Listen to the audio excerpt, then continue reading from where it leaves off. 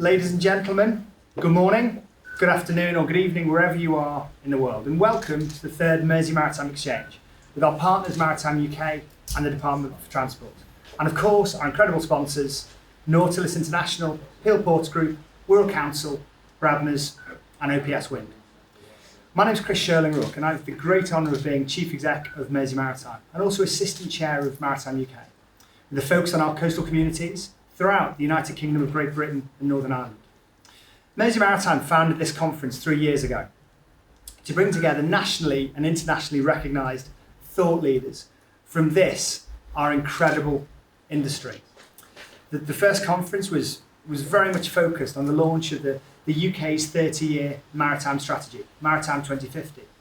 So now seems the perfect time to take stock of the journey so far and deep dive into 5 key industry priorities: people, innovation, environment, regional growth and competitiveness. Over the next 2.5 hours, we'll be hearing from some truly great industry speakers. We have a member of the royal family. We have 3 ministers, amazing speakers, and perhaps the most fitting guest of the day, being Dare the Seafarer, will have a live link to the Atlantic just before midday. We'll speak to Captain Donchev on board the ACL vessel Atlantic Sailor as he sounds the horn in celebration and recognition of the vital contribution seafarers make, not just in the previous months and years, but over the centuries. The key part for us though, as your hosts, the most important pressing ingredient is you, the audience. We want to hear from you. This isn't about us talking at you, but rather to you. So please engage with us. Please send us your questions, tell us your opinions. We want to know what you're thinking. This is your event about your industry. To do this, it's easy. Open up a browser on your computer, on your mobile, go to slido.com and type in MME 2021. And away we go. It all comes to the studio here and very, very simply comes onto this tablet.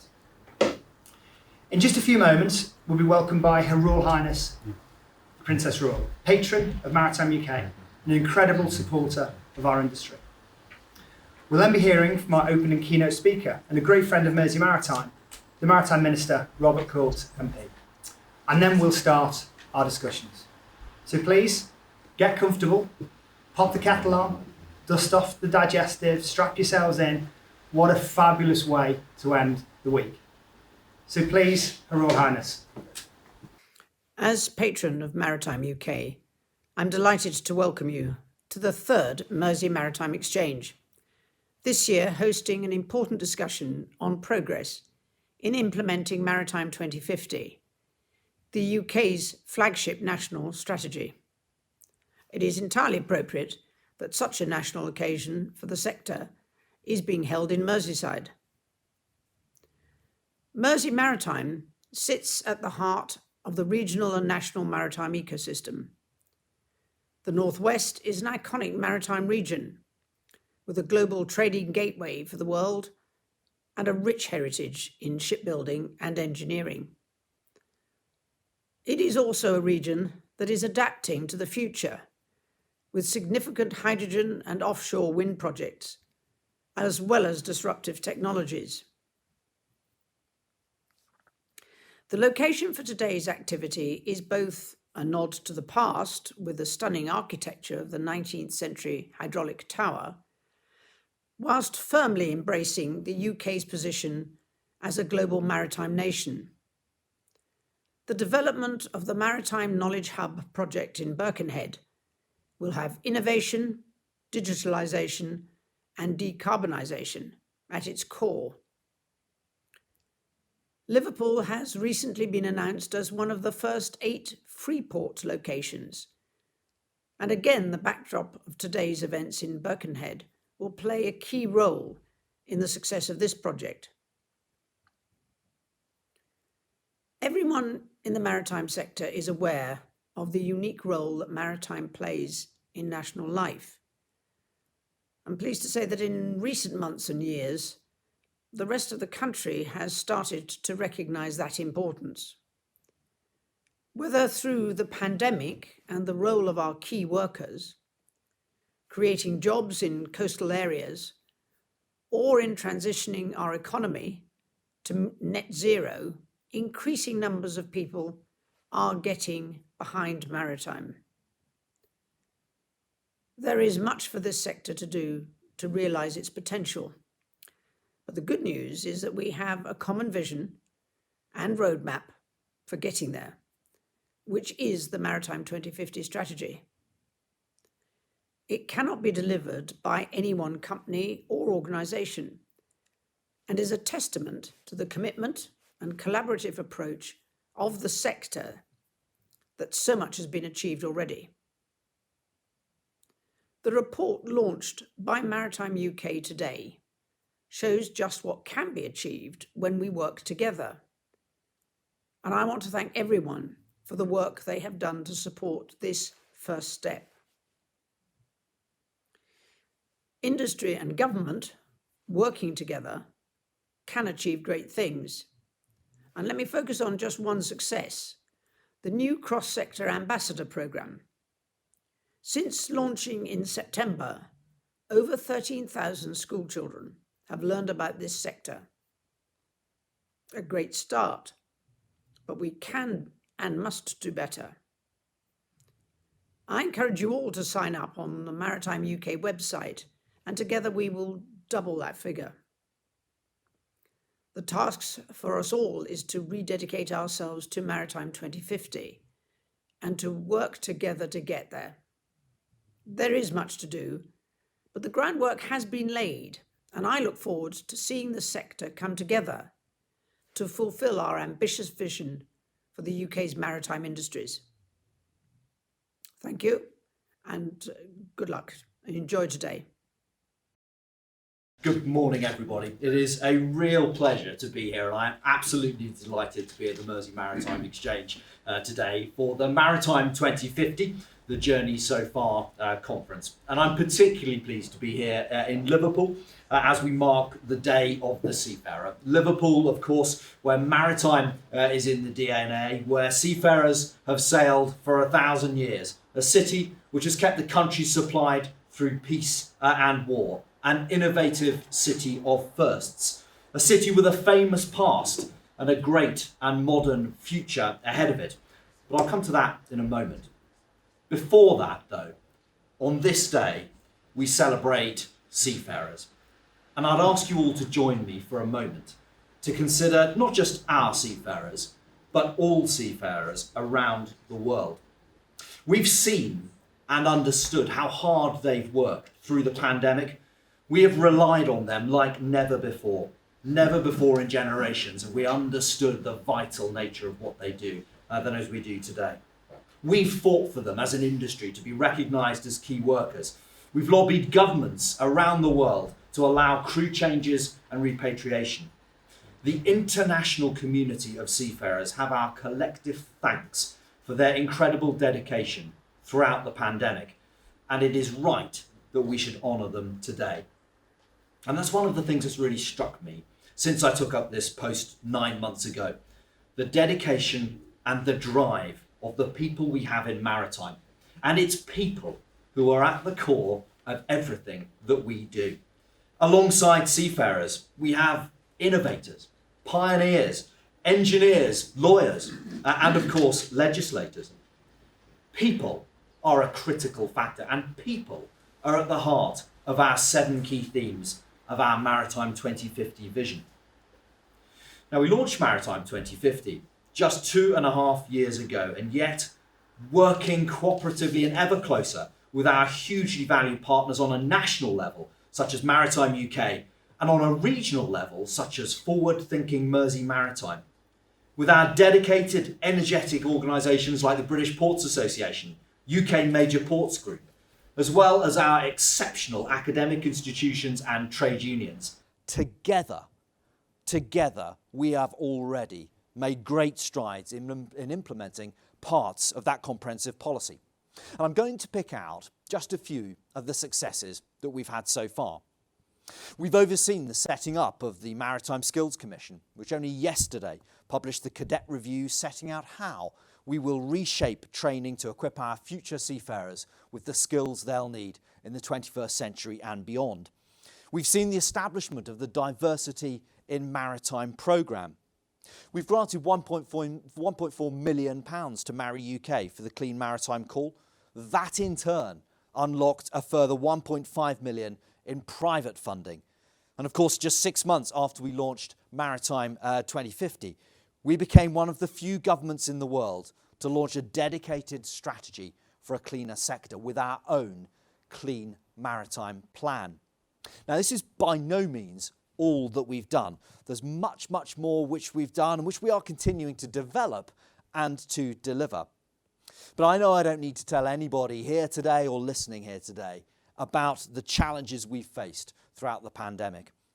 Over the last 18 months, my department's had to pause a lot of that ongoing work to focus on working with industry to deal with the challenges of the global crisis. But work on Maritime 2050 has continued and is continuing. And as we emerge from the pandemic, we have the Prime Minister's 10-point plan. We will build back better for a greener, more economically productive future. And Maritime 2050 gives us the building blocks to do just that. It's that 10-point plan which gives us funding in the last spending review for £20 million specifically for decarbonising the maritime sector. And it's that that's allowed us to launch the Clean Maritime demonstration competition. So while it's been a challenging period for the sector has enormous, exciting opportunities ahead of it. And it's shone new light on the sector and all that we do. There is heightened interest of everything that we're doing in all areas. Greater public consciousness of how critical our supply chains are and, of course, the environmental impacts. And there's a shared desire both to support the sector and to help it evolve and change. And Maritime 2050 is a clear demonstration that we have a structured plan supported and launched by government, but working with you, the UK's maritime sector. And that together will mean that we'll be able to take the UK sector into the heart of the 21st century and beyond. And together we will deliver a cleaner sector, a more diverse sector, one that's fairer, more economically productive. It is going to be much, much stronger. And I'll just give you an example. Just last week, I was in Plymouth for the Maritime UK Southwest Clean Maritime Summit. And what struck me there was that everyone I met, everyone I spoke to, mentioned Maritime 2050 and the Clean Maritime Plan. They spoke passionately and positively about the part they are playing in delivering it. And that shows me that we're getting it right from the outset by speaking to stakeholders and industry, listening to their views, to their needs and their desires. And that input is invaluable to the formulation and the development of Maritime 2050. And as we move on to the recovery phase from the pandemic, we will again meet and connect. And just before I conclude, I really want to give special thanks to Chris Shirling-Rook and to his team at Mersey Maritime for hosting this event here today. I'm aware that it's been a huge challenge in light of the restrictions that we face, but I'm always impressed by the enormous enthusiasm and drive that you all display.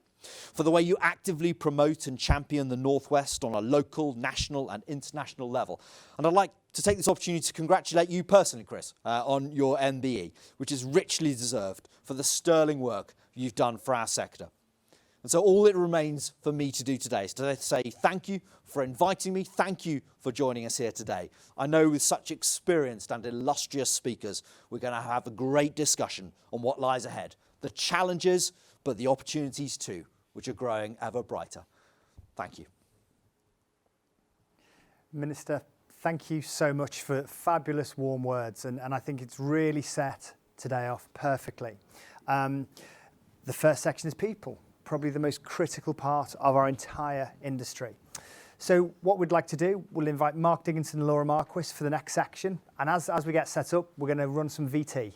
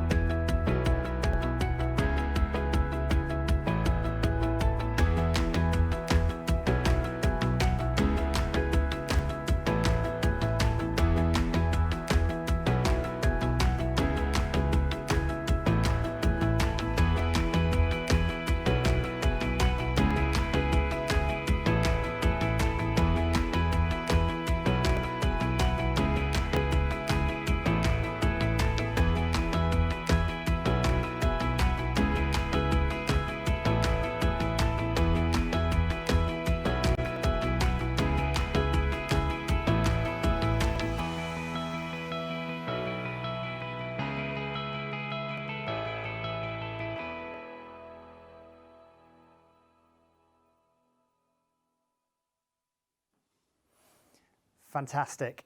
What a perfect way to start our first session. I'd now like to hand over to Mark Dickinson, General Secretary of Nautilus International. Good morning, thank you Chris, and welcome everybody to Mersey Maritime 2021. It's an absolute pleasure for me to speak to you today on this momentous occasion, on the day that we celebrate our international seafarers, on International Day of the Seafarer.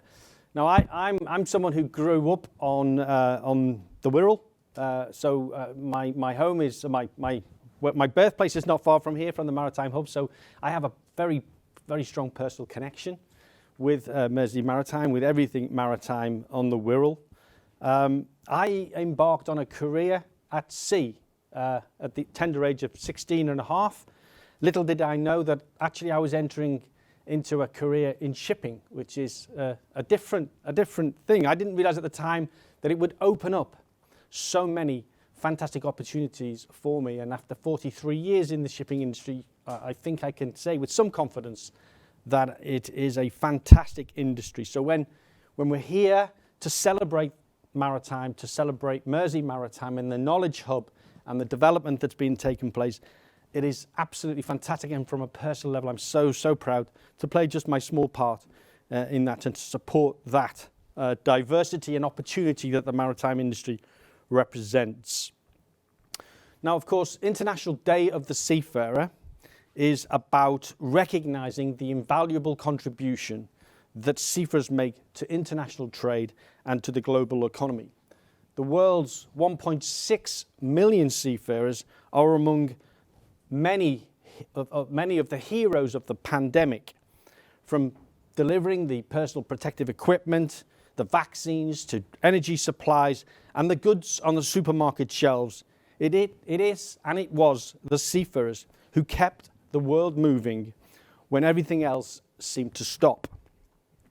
But we must always remember, today of all days, that this contribution came at huge personal cost to seafarers and their families.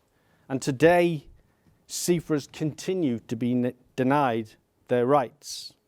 Measures introduced to prevent the disease spreading fail to appreciate the crucial role that shipping and the seafarers play in the global economy.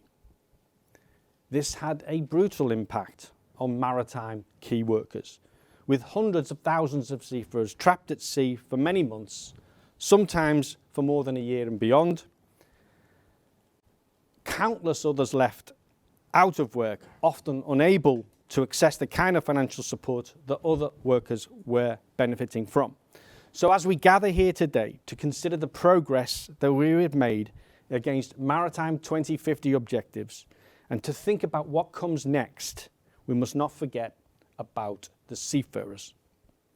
The theme that the IMO has set for today is a fair future for seafarers. So it's timely and it chimes with the work that we're doing at Nautilus International to consider today the kind of future that we want to see for seafarers and the maritime sector. The impact of the pandemic has led to many maritime professionals that I represent and that I talk to question whether they want to continue to work in an industry which has taken such a profound toll on their financial security and well-being. So for Nautilus, the answer is clear. Any plan to tackle the enduring issues that the industry faces must be built on the foundation of fairness. So we need to build back better, but we need to build back fairer. So I just want to talk you through just quickly 5 key points that I want to make around the issue of what that fairness represents for our industry and for our seafarers. The first thing is to recognise seafarers as key workers now and permanently. And I have to pay respect and acknowledge that the UK Minister stepped forward and did that and showed leadership internationally, called the conference together, designated seafarers as key workers and backed that up with meaningful measures to make sure that we could go about our work, that we could be repatriated, that we could access medical care, ashore and welfare facilities here in the UK. Unfortunately, other governments and other countries did not follow the UK's lead. 58 countries did or have designated seafarers as key workers, but too many have not backed that up with the kind of commitments that the UK did. So we need a permanent acknowledgement of key worker status as seafarers, and if there is a silver lining in COVID-19, it's that conversation is taking place, as the Minister emphasised in his introductory comments. But we need to keep that discussion going. We need to emphasise what key worker status represents. It has to be meaningful. It can't be a token given in times of emergency. Now, the second thing is we need fair workplaces with decent working conditions. Now, there are serious issues that seafarers have faced, which have been exacerbated by the pandemic, but we know that they've been enduring. They've been there for years, even decades. And just to give you one example, the World Maritime University, which is part of the International Maritime Organization, they produced a study last year actually, but this year it reached a notoriety during an ILO meeting in April, identified widespread malpractice of recording hours of work and rest, normalizing acute levels of fatigue. Now, anyone that's been to sea, merchant or royal for that matter, knows that hours of work and rest and fatigue is the elephant in the room. And it's a huge elephant, and it's painted luminous green. But we've been walking around it and ignoring it for decades, but no more. The fact that seafarers are routinely working way beyond even unsustainable hours of work, 91 hours under ILO, 98 hours under STCW conventions, it's a ticking time bomb for our industry.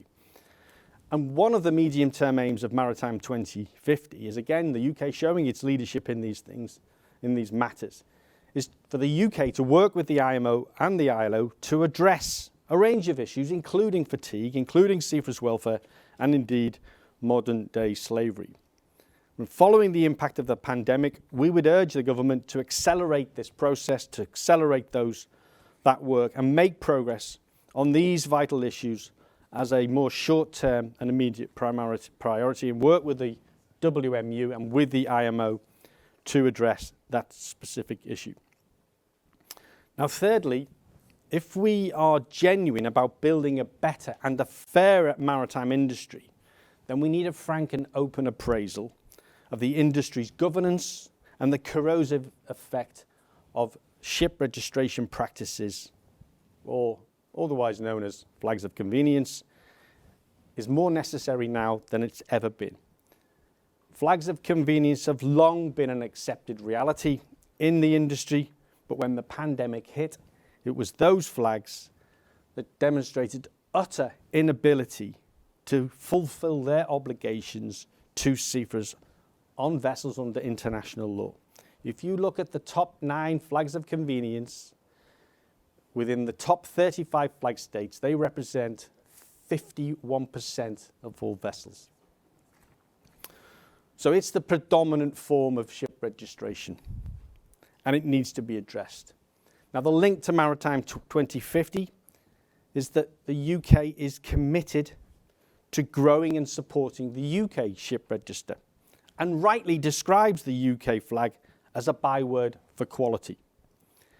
If that aspiration to attract more ships to the UK, and with them more shipping companies to the UK, is to be met, then the government must lead the charge internationally to restore confidence in the ship registration system. And incidentally, the global minimum tax deal that was sealed by the G7 may indeed help as it starts to erode at the business model that flags of convenience represent. And the way for us to do that as the UK, to grow our flag and to grow our maritime businesses, ships and more in the UK, is to ensure that there is always a genuine link between the ship owner and the country of registration. Now, my fourth point, Chris, we must ensure that the transition to green technology and to new technology is fair for workers. Now, in shipping, in maritime, we talk about our transition to net zero in the maritime sector, and it's envisaged within Maritime 2050, centre stage in that strategy document. But that transition must be fair and just. The focus of the government and the maritime industry should be to create high-value work which the current workforce can benefit from and not feel threatened by. This should ensure that, for example, British seafarers and maritime professionals are able to benefit from job opportunities created in, for example, decommissioning of offshore platforms. The wind, OPS Wind, is one of our fellow sponsors, so the growth of wind energy is really, really important too, and other renewable energy sources.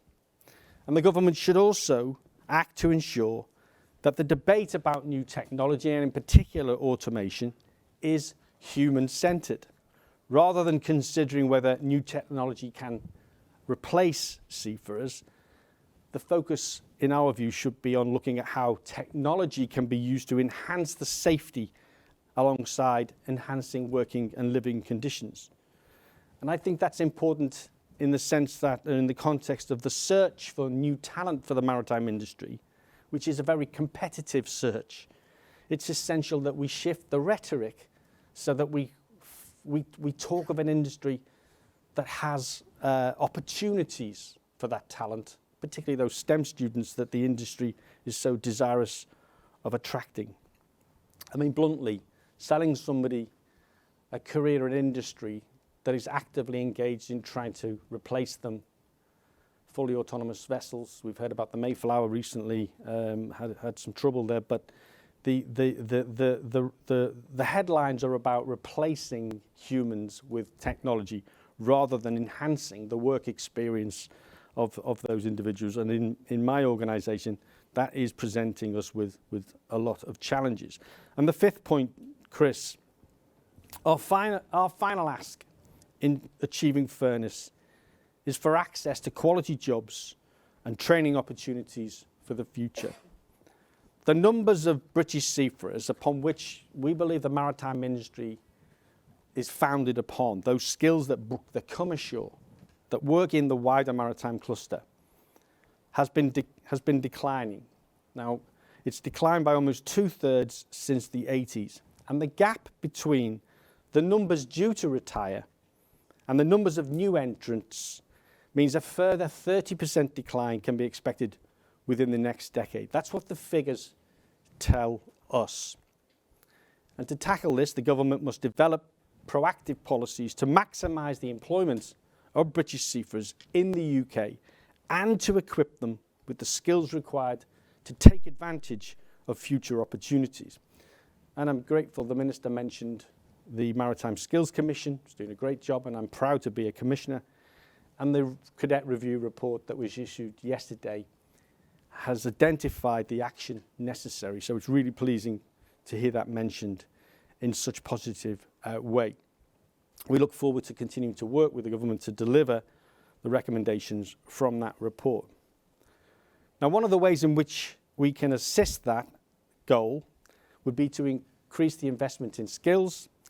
And one of the recommendations of the report is government fully fund 100% the cost of training UK resident seafarers.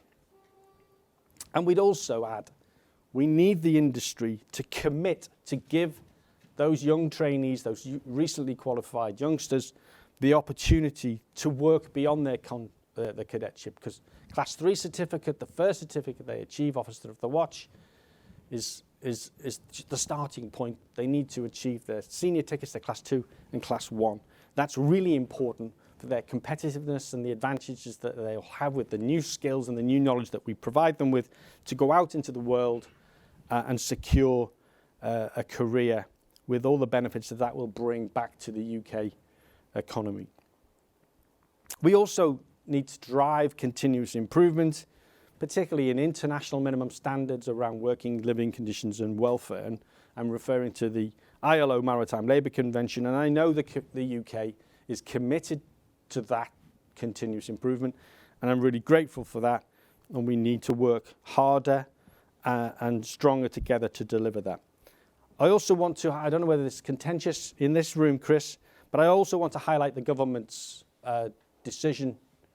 After a long discussion, long consultation with the industry, the UK extended the national minimum wage to all vessels working on the UK coast, essentially. I'm not a lawyer, so don't quote me on that. That's not a legal description of the government's extension of the national minimum wage. But all I will say is that that was very welcome, and I can already see that driving increased local employment. In my discussions with companies, I know that that is on their agenda. So that's been a quick tour around what we see as our vision for Build Back Fairer, which we believe chimes very strongly with the theme of today, the fairness for seafarers. We have published a more detailed report, and it's on our website. The logo's there. Google, you'll find it on our website. I would invite you to read it. And if you've got any questions or any feedback on that, we would very much wish to engage with you. So in conclusion, Chris, colleagues, and all those out there on the internet watching today and taking part in Mersey Maritime 2021, the impact of the pandemic has led our industry to a crossroads, and the decisions we take now as a nation, as a maritime nation, will determine the path we are on for many years to come. And this is the time to rise to that challenge, and this is the time to build back fairer. So thank you, and it's been an absolute pleasure to be here. And I now believe I'm handing over to Laura from the DFT. Excellent. Thank you, Mark. Can I start by checking that people can hear me?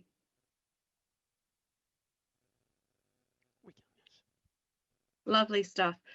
Thank you, Mark. Good morning, Minister, ladies and gentlemen. I'll again start by saying it's great to be with you today. I'm Laura Marquis, Deputy Head of Maritime Operations in the Department for Transport, and that includes responsibility for maritime skills and seafarers, which is why I find myself speaking with you this morning.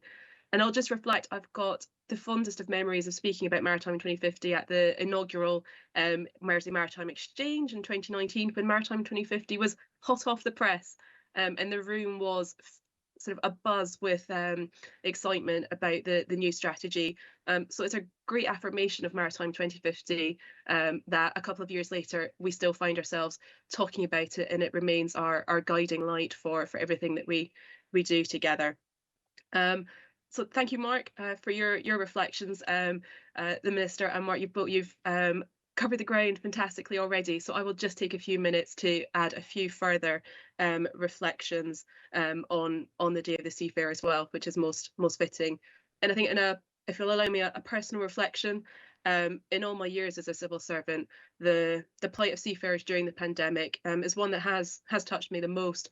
It's been utterly heartbreaking, some of the stories that we've heard, and not something that we could have imagined almost 3 years ago when we wrote Maritime 2050. It's not likely that the United Nations declares a humanitarian crisis. But the very nature of Maritime 2050 was to create a framework to guide us, but not restrict our ability to react to changing circumstances, and ensuring that we do build back better and build back fairer, to play our collective parts in promoting and protecting seafarer welfare with even greater urgency. We're certainly working hard within government to ensure that our words, such as being the first country to declare seafarers as key workers, is also met with action. So if I can turn to the people theme of Maritime 2050, I think as the Minister reflected, it really is at the heart of all the 7 themes, because without the people, the rest of it can't really happen. So I think it's really apt that we're kicking off with a discussion on people, where our Maritime 2050 ambition continues to be to grow our maritime workforce, transform its diversity, enhance our reputation as a world leader in the provision of maritime education and training. So 2 years in, we're off to a great start. We've got a lot to celebrate today, that's highlighted in Maritime UK's report, which I commend to you to read, but I'll pick up on a couple of points to highlight. We've already mentioned a few times the establishment of the Maritime Skills Commission, which brings together the leading experts to ensure we remain on the front foot of skills that will be required at sea and on land, to ensure we've got a workforce for the future. In the short time it's existed, it's already across government recognised as the go-to place for expertise on maritime skills, which is absolutely fantastic. And the Minister mentioned that only yesterday the Commission published the Seafarer Cadet Review, which was commissioned by government. And I'll just cover in a little bit more detail some of the points that it raises, because I think it's worth consideration. So it does consider how we do need to adapt our training. We can't rest on our laurels of our fantastic educational institutions. It does look ahead to the challenges of decarbonisation, technology, the ever-evolving needs of shipping companies, societal trends and diversity. So we've got 23 recommendations across government and industry, including a number on how course content will continue to evolve, equating seafarer education and training with that of the university system. The proposed overhaul of the funding system, Mark has already mentioned, as well as improving the learning experience of the cadets using the latest up-to-date technology and their time at sea. So there's a lot to look forward to as we move towards implementation. And our ultimate ambition is that this does translate to an even more attractive sector for young people and both those looking to reskill or translate their skills into this fantastic field. And Mike is absolutely right as well to mention that in order for this to come true, we need to ensure that the employment conditions are attractive too, including working hours and mental health. We must protect the workers, but also champion the rights of, champion the employers that get it right too. And we'll certainly continue to do this in government, both through our active participation in the International Labour Organisation and the International Maritime Organisation, where we continue to be committed to the Maritime 2050 value of being a premium brand and not compromising on our standards. And for the, again, we've already also mentioned the extension of the national minimum wage. Mark, your description pretty spot on. So I won't mention anything further there. And that's been a great start to in that space. Just a few further reflections. We've also mentioned mental health and how that has sort of particularly come to the fore in the last year.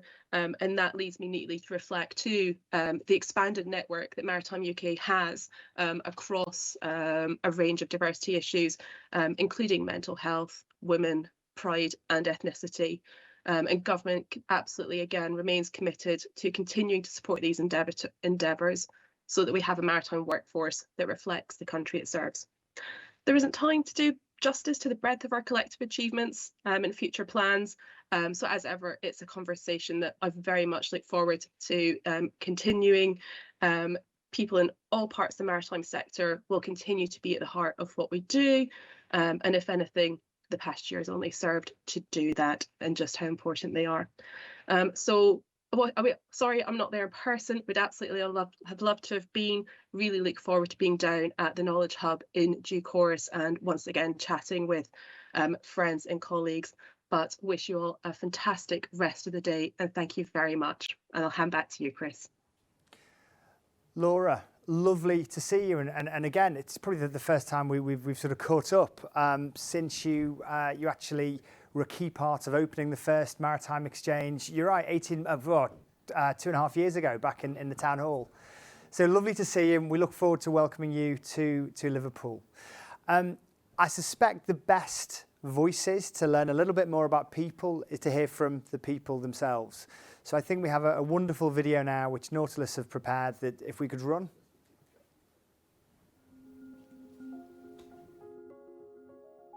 When the pandemic hit and the world ground to a halt, seafarers kept on working. From keeping our shelves stocked to transporting medicines, including vaccines. We were on the front line of COVID. That's why we were designated as key workers. Despite all the efforts, the pandemic still hit us hard. Many of us suffered redundancies, loss of income and cuts to our working conditions. Travel restrictions left many of us trapped at sea, unable to be with family and loved ones. And new outbreaks means borders being closed and seafarers left stranded. Now, as we look towards the kind of future we want to see, our message is simple. Don't forget about seafarers. Let's build a positive future and inspire the next generation to perform our vital tasks at sea. Don't just build back better. Build back fairer. Build back fairer. Build back fairer.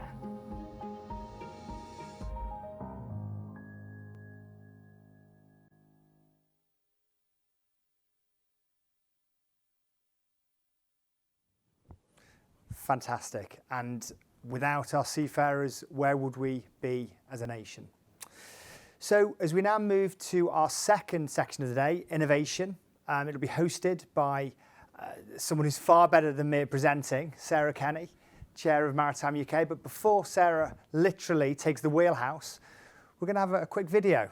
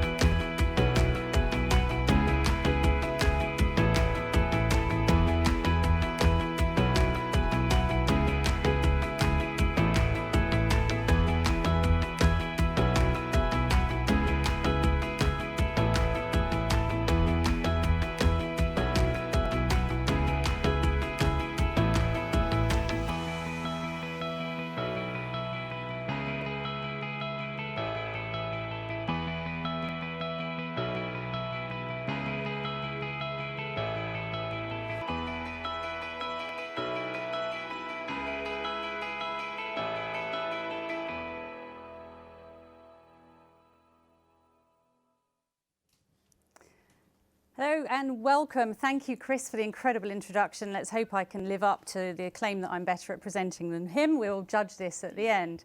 Welcome so much to the innovation session this morning. I'm delighted we've got some excellent speakers who I'll introduce shortly. Before we start proceedings today, just a quick reminder that if anyone wants to post questions from out there in the internet world, please do log on to slido.com and go onto hashtag MME2021, and we'll be looking at questions as we go through the panel session a bit later on. So please do log your questions. You saw in the video earlier, and we're going to talk about that after in the panel session, some of the incredible achievements in the innovation space that have happened since the launch of Maritime 2050. We'll come on to those in a minute, but I am absolutely sure we're going to hear some more about that from our keynote speaker this morning, who I am absolutely delighted to introduce as Amanda Soloway MP, who is the BEIS Minister for Science, Research and Innovation, who joins us virtually this morning. So with a bit of luck, the link's going to work. Amanda, are you with us? I am. Can you hear me loud and clear? We can. Fantastic. Thank you so much. Please take it away. Thank you. Thank you so much. And thank you all for coming. And a special thanks to Maritime UK, Mersey Maritime and the Department for Transport for putting together an exciting and important programme and gathering such interesting groups of speakers from across the whole of the sector. And genuinely, I'm so sorry that I can't be with you in person, this great city of Liverpool, and specifically in Birkenhead, where the really proud tradition of British shipbuilding continues. Most recently with the BEIS funded Sir David Attenborough ship, which I am pleased to say is now out on sea trial, which is just fantastic. I am delighted to be speaking to you, albeit at a distance. And this year, Mersey Maritime Exchange Conference discussing Maritime 2050. I just want to start by setting out how my department in BEIS is really flexing its priorities for the future. And my Secretary of State, Kwasi Kwarteng, is putting innovation at the heart of BEIS. And the Secretary of State has unveiled a new set of priorities which set out his vision for the department. And the new priorities centre around driving enterprise, delivering net zero, unleashing innovation. And these three themes are captured in the acronym ENZI and dictate the future direction of my department. But they also reflect the vision which the Prime Minister and the Secretary of State have for the department, as well as the current challenges presented by the pandemic and the opportunities that result from UK-EU trade and cooperation agreement. And earlier this year, I spoke at the SMI conference where the FMI shipbuilding competitiveness study was presented. And this study, which was part funded by BEIS for the Maritime Enterprise Working Group, clearly signals opportunities for our domestic shipbuilding sector. And a key message is the need for our shipbuilding sector to really improve productivity and competitiveness. And innovation is a really key factor in addressing that competitiveness challenge. And that's why BEIS funds innovation development through Innovate UK and the Catapult network, as many of you will know. And many of the programmes in innovation cores already benefiting marine engineering, from fuel cell development to autonomous systems. And I know, for example, that the Manufacturing Technology Centre, which is part of the High Value Manufacturing Catapult, is already working with vessel builders in this very city in partnership with Liverpool John Moores University. So UK marine businesses and UK shipyards can lead the way to decarbonising by 2050. For example, the decarbonisation of maritime transportation project in Belfast, delivering through the Strengthened Places Fund, will build on Belfast's maritime heritage and world-leading expertise in advanced manufacturing and renewable energy. And a 13-partner consortium of Artemis Technologies was awarded a £33 million grant to develop zero emissions ferries in Belfast. Utilising Belfast's advanced manufacturing clusters, the Belfast Maritime Consortium, working with the local supply chain, will produce the world's first autonomously controlled, fully submerged electric hydrofoiling vessel and develop the technical and operational requirements for a maritime transport system of the future. And it's just a really an exciting time. And Maritime 2050 provides an important framework and roadmap for both industry and government in advancing a sustainable and progressive future for the UK maritime sector. The UK's ability to digitalise and adopt new ways of working through autonomous systems and other emerging technologies will be really key to ensuring the UK remains a competitive maritime nation. And that's its maritime and that its maritime sector really thrives and continues to be at the forefront of the necessary transformations of the future. So I've been delighted to see the MARI UK delivering a Department of Transport Innovation Call with many proposals being submitted. And it's good to know that marine engineering businesses are thinking ahead to meet the needs of the future. I just want to conclude really before I hand back to you by stressing how important it is for us to continue working together to seize all of these opportunities that we have and really, build Britain back better. So thank you very much, and back over to you. Minister, thank you so much. What an incredible opening address and a great segue into the panel session that follows. So Minister's mentioned panel session. I'm now looking to you. Quite a number of initiatives mentioned: regional investment in innovation, the creation of innovation hubs, the 30 million for the Belfast shipping initiative. There's a huge amount going on. I'm really fascinated to know what you think the challenges and opportunities are through your lens. So to introduce our panel, we have Tom Chant, Chief Executive of the Society of Maritime Industries, Jonathan Taylor, the Vice President Marine of Explio Group, and Kevin Smith of Maritime Digital. Welcome and thank you for joining us this morning. Tom, I'd like to start with you, if I may. Okay. Talk me through, thinking from your members' perspective, you cover a very broad church of marine and maritime industries, but lots of people at the sharp end of shipbuilding and marine engineering. Indeed. Tell me what you think the real challenges are and opportunities from an innovation perspective. Well, the huge opportunity is, of course, in green shipping. So, the decarbonisation word, we play the buzzword bingo there with key names there. So, that's a great opportunity. We've seen with the funding that's gone on, with the Minister reference, the MARI UK funding, sort of 1.4 million. But perhaps what you should know is that funding call was sort of 10, 12 times oversubscribed. So in terms of, we all know what the opportunity is for businesses to develop and take a market share in this sort of $1 trillion, whatever the dollar amount is, opportunity. But actually, we need to move up the sort of TRL lines here and get British businesses some funding to actually deliver more solutions in this area. So there's a great opportunity. Our international competition is receiving a lot more funding than UK companies. And, the Koreans, the Singapore, China, Japan, Norway, Germany, they're all putting a lot more funding into this and going to get ahead of us quicker. And as there's if you like, we've talked about the opportunities and the challenge there, but this opportunity to be global Britain will become a parts supplier to the rest of the world unless we really get a hold of this and get involved. Tom, do you think opportunities like the innovation hubs and perhaps the forthcoming refreshed National Shipbuilding Strategy act as a catalyst for that to happen? They do. I mean, part of that the background to this and perhaps why we're not seen within certain departments within government to get the right level of funding is that our competitor industries, the automotive and aerospace particularly, have had a longer journey of pulling together and working together and collaborating. So these opportunities around Maritime 2050 and especially the National Shipbuilding Strategy really help bring companies together and trade bodies together. And last year was the first time the industry put together a spending review bid. And we get another chance this year, and it's never easy, but it's even more difficult this year. But these are the things we've got to do. We've got to think of a 5-year strategy in terms of building our outputs and our collaboration to get more funding. And you mentioned, just sort of finally, before we move on to the other panel members, the technology readiness levels and the difficulty investing enough in that sort of early stage to generate a kernel for technology, but also then having vehicles to exploit it. What do you think the big opportunities there are for the sector?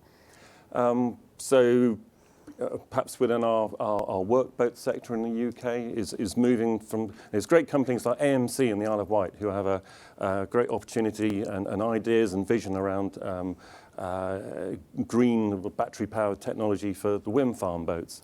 And it's just getting them from like a, you know, here's an idea, we've got the whole plan, it's all funded, you know, we know what money we need, we just need the funding to get it over the line. And people like Windship as well, they've done all the computational fluid dynamics work, they know what to do, they've got the design ready, they just need the prototype money. It's that kind of getting it over the line, getting those commercial prototypes into action. Great. Thanks, Tom. I'm sure I'll be back to you because there's questions arriving on the chat as we speak. So bear with me. Jonathan, I'd like to come on to you, please. You're going to approach this from a slightly different perspective, I think. So you're more into the sort of systems and neural networks and data and analytics. What's your take on the future of the maritime sector and specifically where the key innovations are going to come from? Yeah, thank you. I think it's interesting that a number of the points that we touched on this morning, we've got kind of a shared understanding. And I think when we look at some of the challenges where innovation is going to come from, it's really looking at, first of all, setting the environment for being able to innovate. So we mentioned before about funding, and yes, that undoubtedly there is a number of different markets that are opening up and funding streams coming in. But I think what we've got to do is really be able to inspire people to think differently. And coming with that inspiration is really creating and bringing in different people from different industries that are going through similar challenges, whether that's in automotive, transportation, or indeed aerospace, but bringing and uniting the best minds that we have across a number of different fields, from a number of different backgrounds, to really be focused on solving what is a very, very important issue of the decarbonisation in 2050. And I think, yes, there is the business opportunity, and I think if we can work together through engineering and science to maybe reduce some of the emissions and reduce some of the fuel burn, for operators that can go straight to the bottom line, which could also encourage more funding for R&D, but even more collaboration between academia, between government, and also with businesses to get really united. And I think where the innovation is going to come from, there's going to be lots of technology, but I think from our perspective, there is a technological aspect, but it's how do we get people fired up and really driving. And if we look what's just happened with COVID, we've compressed 10 years of activity into a year. So how do we challenge ourselves to do that within this industry of compressing 10 years into a year and really getting that step change in the industry and learning from others? That's great, thank you. You mentioned in your remarks about learning from cross-industry experience. Now, I mean, you could argue that the maritime sector is incredibly diverse by default. What do you think we have to learn from other sectors, and who do you think does it best?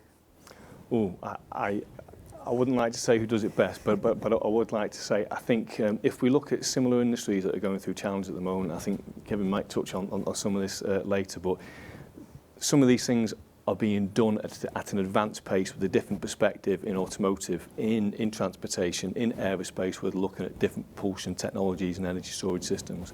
But some of the work that we've done, we're bringing together AI, we're bringing together deep neural learning networks, and also looking in the gaming industry for some of the high-end computing. So I think we need to be a bit more adventurous in looking and sharing. But I think government and industry has also got to remove some of the barriers. So when we start talking about IPR and some constraints that may come, if we go back to a recent automotive example with Volvo, they could have kept the three-point harness that they designed to themselves, but instead they said for the greater good, for environment, for the world at large, we're going to share this. And I think that's some of the mindset that we need to be getting so we can really inspire and bring different people, younger people and older people, into the industry with some different thinking to create that magic. Thank you so much. Kevin, I'd like to come on to you and actually maybe if we sort of leave on the point that Jonathan just made about diversity of thinking. And I would have thought in the digital domain that probably came as standard, doesn't it? What do you think from a digital perspective this sector should be doing more, less of or differently? Yeah, it's quite interesting that Jonathan and I kind of spoke about this and it's a good segue into it because I come at it from the digital and technology perspective where we iterate and change in second by second, whereas that's physically, we were talking about this yesterday, it's physically not practical for the maritime sector to do that. So although cross-industry skills and cross-industry developments are applicable, some things are not viable or practical to be able to be delivered. So but the diversity is a very, very key point. And I think, touching on Jonathan's point is, one of the pieces of work we focus on is creating awareness around people, and we've talked a lot about skills today, and developing the tools, the experiences and the environments for people to come in from cross-industry such as the gaming industry, such as the proper pure tech industry and software development industry. It's being able to really attract that talent in the right way. And to touch on a point that Jonathan made, and I think people have made all through the day, even from the very first video, was we've got to create a sharing and an open knowledge mindset. No more silos, no more isolation of IP. Make it fairer, as everybody says, and have people rewarded for creating the change. Things that are fundamental to decarbonisation, that are created in silo, in research projects, need to be shared in an open-minded, fair way with no legal or technical barriers. That's how we're going to move forward stronger together. And from our perspective, it's that mindset that's led us to start to really collaborate. And for example, we are now working with the Alan Turing Institute specifically to accelerate some of this open knowledge and sharing. And because the next generation that we work with in the tech sector, that is their mindset from the start. They just want to solve the problem. They don't really care about the commercialization part of it. They want to solve the big problems, the big challenges. And if you can help them and instill that mindset, you'll attract the talent.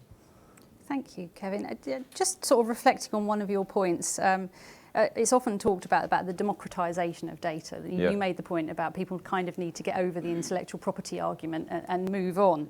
How do you think we go about doing that, really, in practice? So there is, if you look at the way the space sector do this with Earth observation, data sets are available for Earth observation in a common format.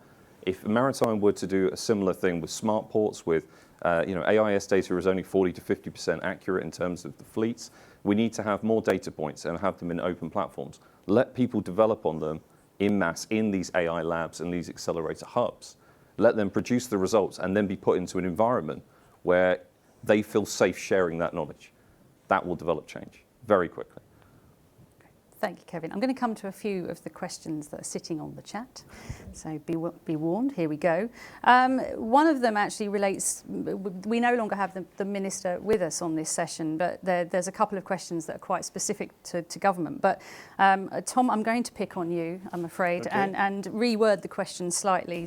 So there's a couple of questions in here, but one from Mark Ray.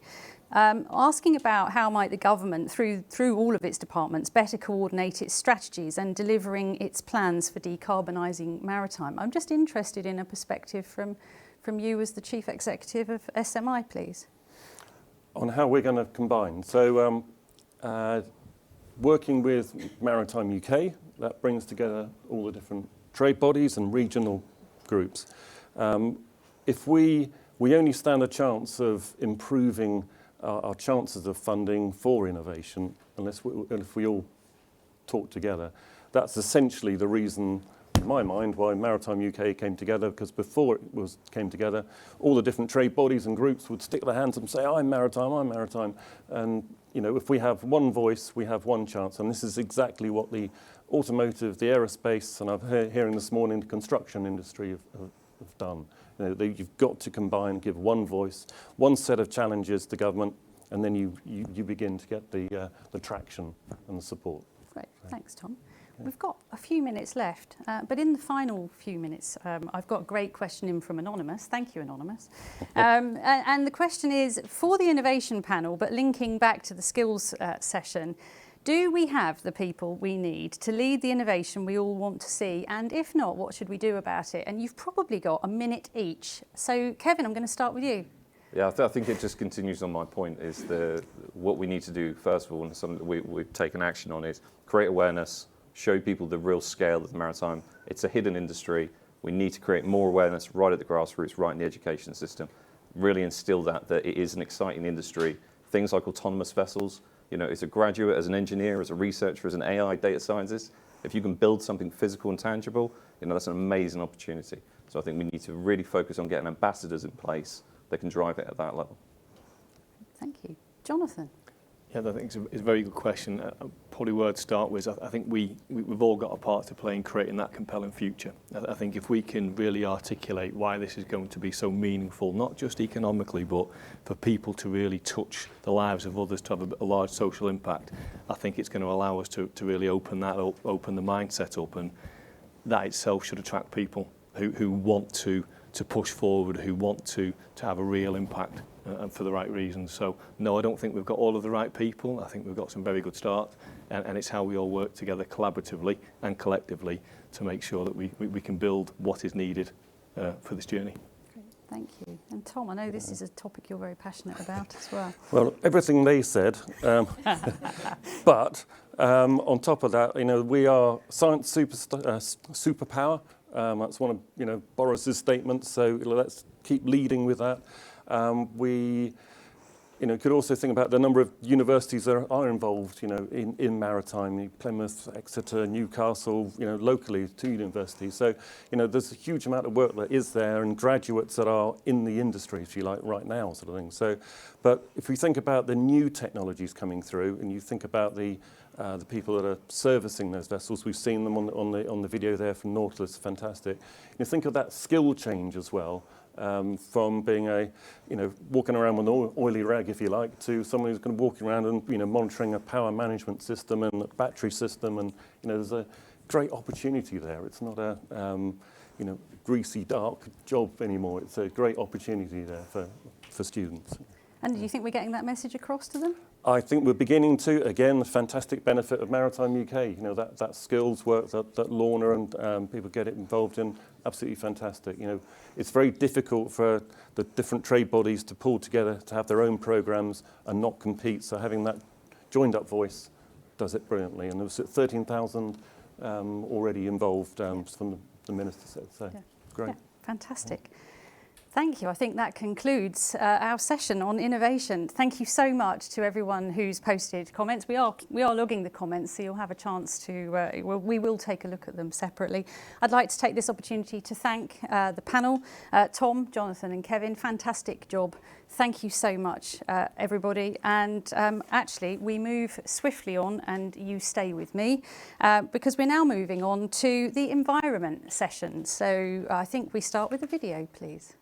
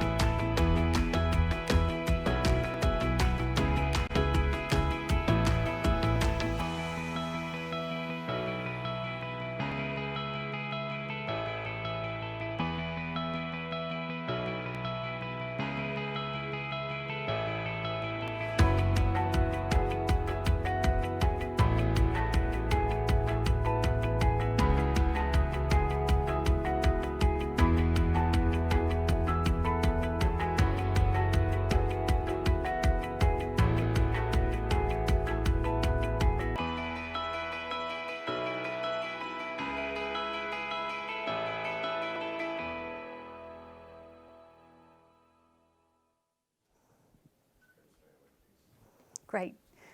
Welcome back and welcome to the environment session. Just as a quick reminder for those who might have only joined for this session, if you'd like to ask a question, we have a running Q&A on slido.com under the hashtag MME2021. Please do log in and ask questions as we go through the panel session. I'm delighted, you saw in the video some of the incredible progress that's been made in environment since the launch of Maritime 2050. Our panel members, I know, are going to be delighted to talk some about that. We have a mixture of live and virtual today for you in terms of our speaker panel. So fingers crossed that this is all going to work. Here in the studio with me today, we have Peter Aylott from the UK Chamber of Shipping, welcome. And we have Shay Murphy, the Head of Operations from OPS Wind. Out there in the ether, and I can just see him appear on the screen, we have Vice Admiral Chris Gardner, Royal Navy, who is the Director General Ships for the UK Ministry of Defence, Defence Equipment and Support Agency. And somewhere online, I think we also have Nuzgani, MP, who at the time of Maritime 2050 being authored and published was the Maritime Minister. And I'm absolutely delighted to have her back with us today, having played such a pivotal role in Maritime 2050. So you saw from the opening video some of the incredible achievements in the environment space since Maritime 2050 was published. And, you know, I'd just like to quickly just recap a few of those things. So £30 million for the Strength in Places Fund for the Belfast Maritime Consortium to develop a hydrofoiling ferry. We've seen funding announced to support offshore renewable projects, particularly offshore wind. We saw the Clean Maritime Plan published off the back of Maritime 2050 in 2019 that set out a proper roadmap for decarbonisation and our route to net zero. We've had, you heard the Minister mention earlier, grant funding through MARI UK, Maritime Research and Innovation UK, which also went on for industry matched funding in terms of clean maritime calls and maritime systems calls. And finally, fairly recently, the announcement of the development of electrical shoreside power facilities at the Port of Southampton. So a huge amount has happened. So I'd like to come on and ask some of our guests about their views. And I'm going to start actually, Shay, with you, if I may. I'd like you, I was reading the Liverpool Business News whilst having a Google of you, and I noticed that you reported you'd had your best ever year in 2020. So I'm sort of, curious in a pandemic year, is the future bright for green energy and clean technology firms? Yes. So during the pandemic, I think we were classed as key workers. So the company OPS, they have a training facility as well as technicians out in the field. So we support all the other utilities and OEMs in training them in the training facility in Knowsley and Aintree. And also we have our technicians visiting other sites in Belgium, Holland, Germany, and around the UK. So we continued working. The training facility is averaging around 500 people per month coming to the city training. So it's also supporting the local economy here.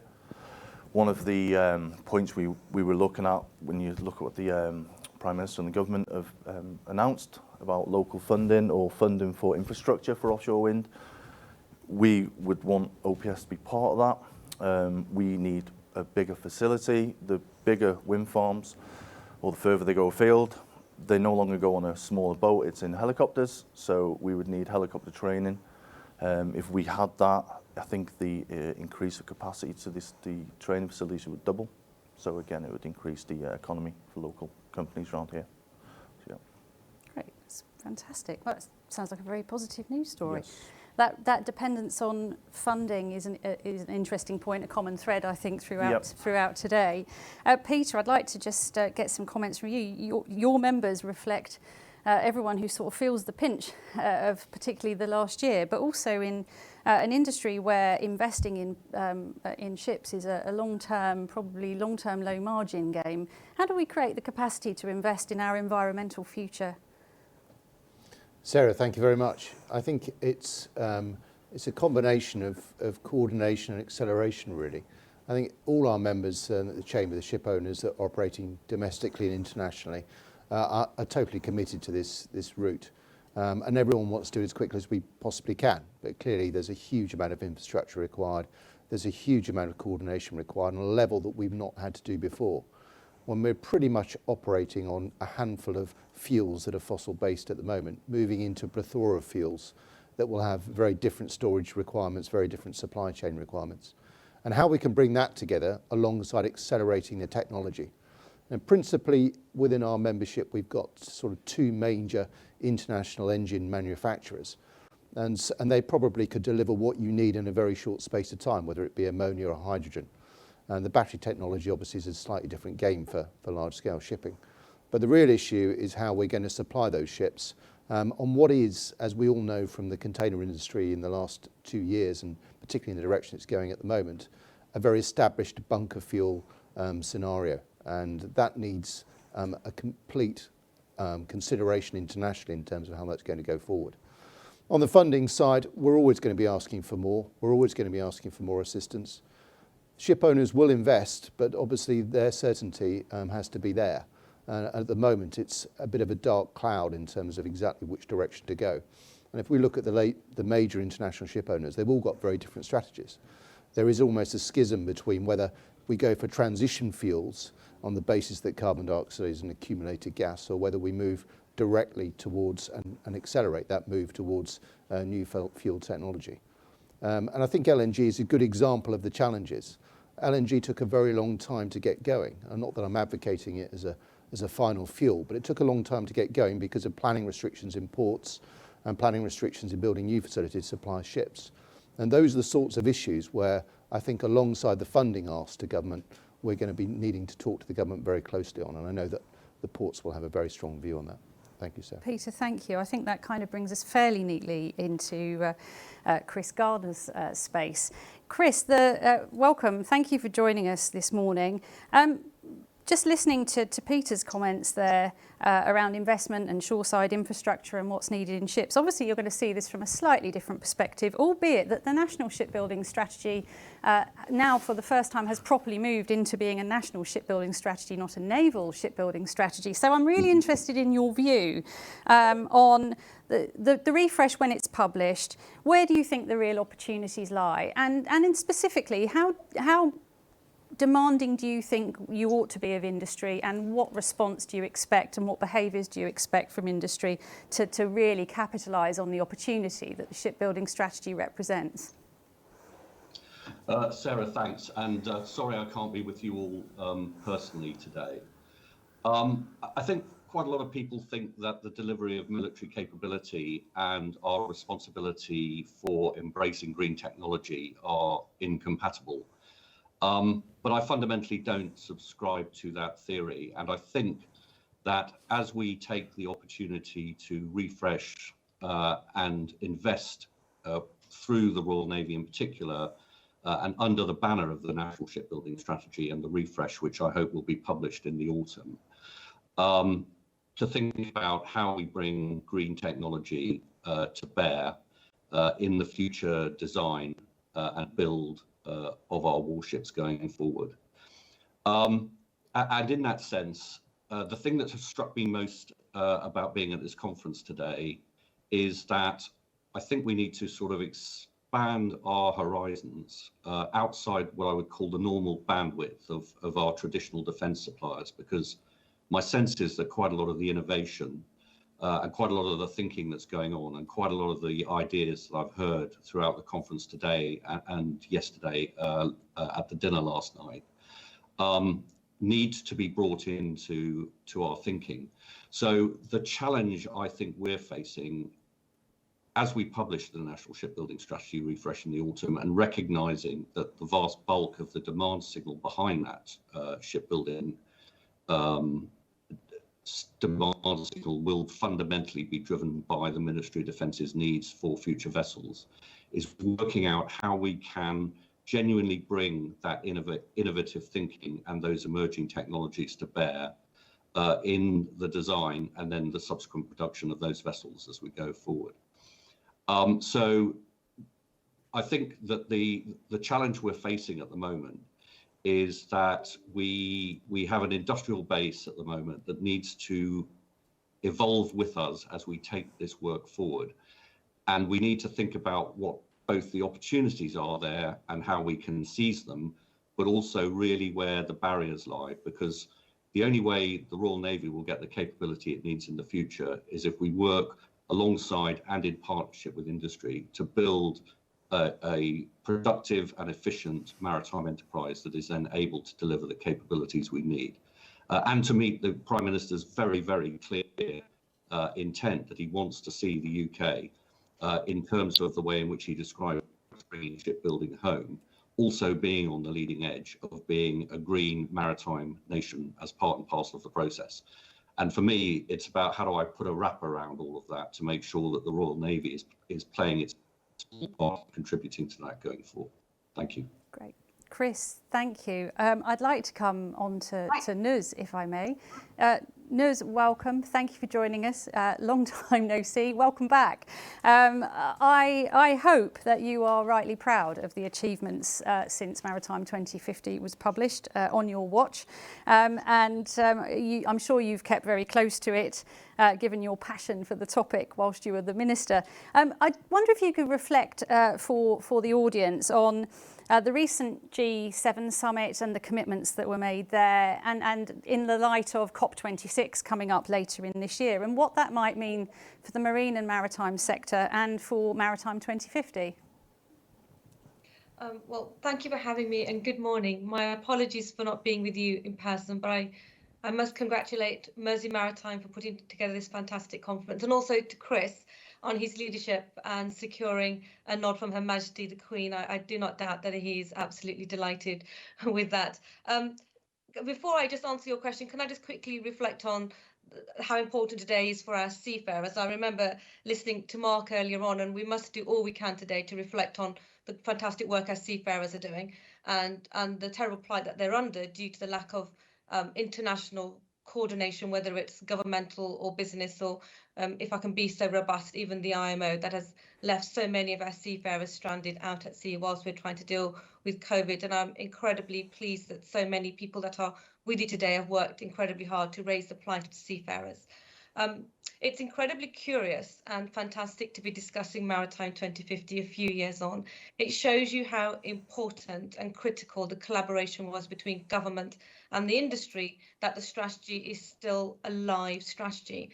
And the good news for us, if I can follow on from Che, is that we did produce Maritime 2050 ahead of many other countries around the world, and including the Clean Maritime Plan, which meant that we had a strategy in place to deal with a number of environmental issues. And even though we've had to deal with Brexit, forgive me for mentioning that word, and with COVID, it has meant that we've been able to stay focused on how we're going to try and deliver a cleaner and greener maritime future. What I'm particularly proud of within Maritime 2050 is how the sector and the Department for Transport has continued to work together. I'm so pleased that the funding streams have remained in place and continue to grow to allow public-private partnership in delivering innovation and new tech that we're going to need to deliver the Prime Minister's ambition for us as a country. But my focus is less on Maritime 2050 reflective, but how we're going to land what the UK has done at COP26 and ensure that we take the IMO and the rest of the world with us, and ensure that decisions aren't negotiated that set our sector back, especially in the UK with the particular challenges we have here in the UK.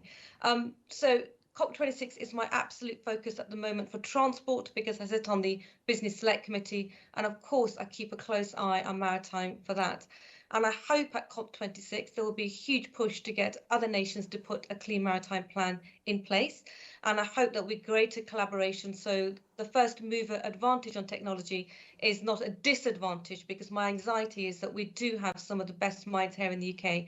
But if we move first, we need to ensure we have that economic advantage and we don't lose out. So those are some of the big challenges I think we have coming down the road with COP. And if I can be so bold, Sarah, can I just mention the IMO very briefly? Of course. Thank you. So we host the IMO, and we host the IMO, and I know there were recent negotiations on looking at how the environment could be managed, whether there needs to be a levy or whether there needs to be a tax, and it's unfortunate that no decision was taken at the IMO. And the next round of negotiations will take place during October, I believe, just before or during COP26. And I think that the industry and the UK has to do much more to encourage the IMO to be relevant to the sector when it comes to the environment, and come up with substantial responses to ensure that we can meet our net zero ambitions by 2030. I do fear that we are waiting for the IMO to move in what as it cannot move in the appropriate pace that we needed to do, because the way that it is set up. And I'm anxious that negotiations may end up putting on a huge amount of pressure on the maritime industry, or Brussels may come up with a way of dealing with emissions which become incredibly difficult for the industry to manage its business going forward. So I believe that the sector and the UK departments, whether it's BEIS, DIT or the Department for Transport are going to have to work even harder to ensure that COP26 delivers for maritime but doesn't hinder it going forward. Liz, thank you so much. Actually, a great segue into some of the questions that are on the Slido Q&A. Do log in if you'd like to ask a question electronically. And actually, there's one that really chimes actually with what Liz has just said from Matt Bolton, but a couple of likes on there, which talks about to what extent do we think infrastructure and interface standards and by default policies are actually the key to truly enabling decarbonisation of the industry as a whole? And what do we need to do to address these? So I'm going to come back to the room. Peter, I'm going to pick on you. Sorry. What's your view? As I said at the end of my piece, I think the infrastructure is the critical path, actually, because you can build a ship, but if you can't fuel it, it's obviously a major issue. And I'm concerned going forward about planning. I'm concerned about whether the notion of fuels that have a certain danger quotient to them will be a problem from the planning perspective. And I'm also concerned about where the competition is going to come from. The great infrastructure bunkering places around Europe at the moment are not really focused in the UK, albeit we do have facilities that are used. And it's a remarkable opportunity here. It's something that we should be thinking very carefully about, but it needs a real strategic look. And I think that brings me into that point I made earlier about coordination here. When we're looking at coordinating, whether it be vertically, horizontally, whether we're looking at what other industries are doing and how they're dealing with these very important issues, how can we bring that together to bring a concerted forward momentum for the shipping industry, which, in Nuz's view on how quickly we need to go, that coordination will generate that acceleration. But I think it needs an MUK that's going to build that, and an MUK that's going to have to think about how it can connect with the other industries to deliver it. Thank you, Peter. I'm going to come, Chris, back to you, if I may, just to add any comments from your perspective on that, and whether you think naval is different.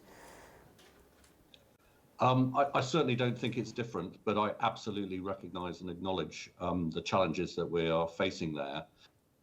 The one thing I am very clear about in my own mind about taking the National Shipbuilding Strategy refresh forward is that we look at the maritime enterprise end to end, because it is an ecosystem, and we need to make sure that we are bringing all of the constituent and component parts together as we take the work forward.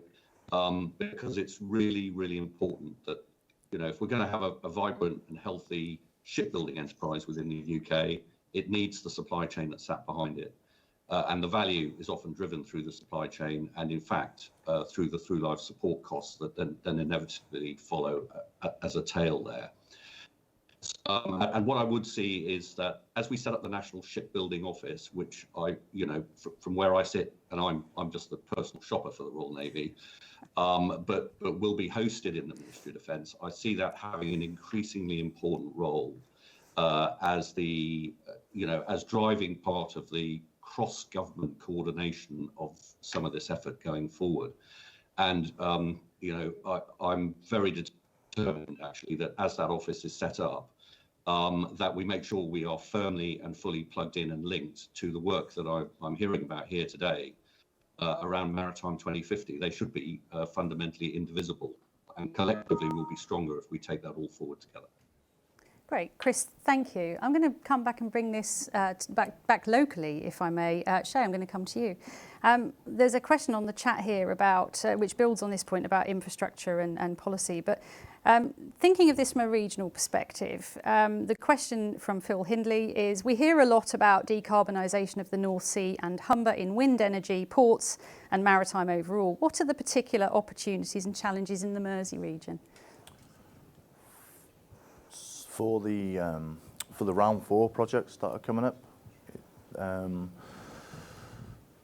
they will be due in around about 2028, which we should see an increase of local content. From a manufacturing point of view, we're not too sure where the product will come from just yet, but they are building blades in the UK, and they're looking at increasing the factory capacity in the UK too. So there should be a lot of, I'd say, local content coming through, and yeah, a lot of interest from manufacturing companies to be part of that. So. And notwithstanding that the Maritime Knowledge Hub and you know where we are today is really pushing that agenda hard, do you feel that the requisite sort of skills, the bedrock of skills and appetite to invest is here in the region to support that ambition? It's growing. It's certainly growing. And I feel by the time 28 is here, it will be full steam ahead. Yeah. And any particular asks that you'd have of other industrialists or some of the ministers who are here with us today?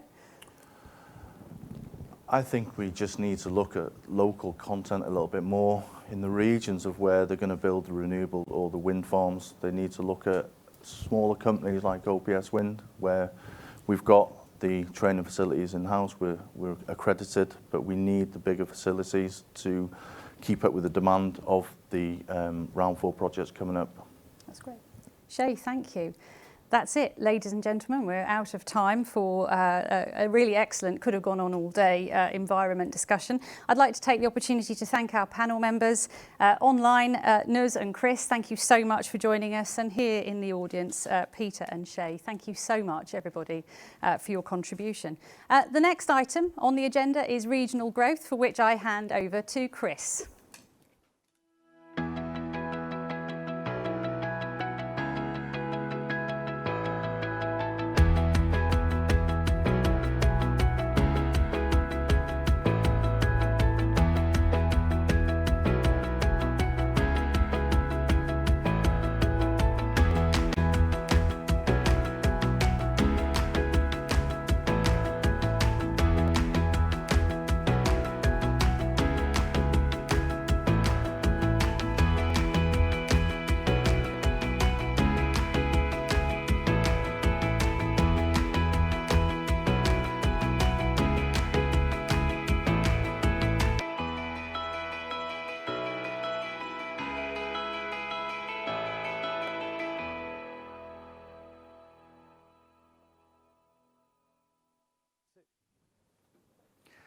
Fantastic, and what a, did you know, you're absolutely right, Sarah, we could have discussed that subject all day. But now this is something which is particularly close to our heart here in Mersey, and of course regions all over the UK. One of the reasons and the big drivers for us to join Maritime UK and to sort of be a leading regional voice was just that, to make sure that we understood coastal communities are key to maritime success in the UK. Just touching upon the previous 2.5 years since Maritime 2050, and we were heavily involved in the original report, again from a regional point of view.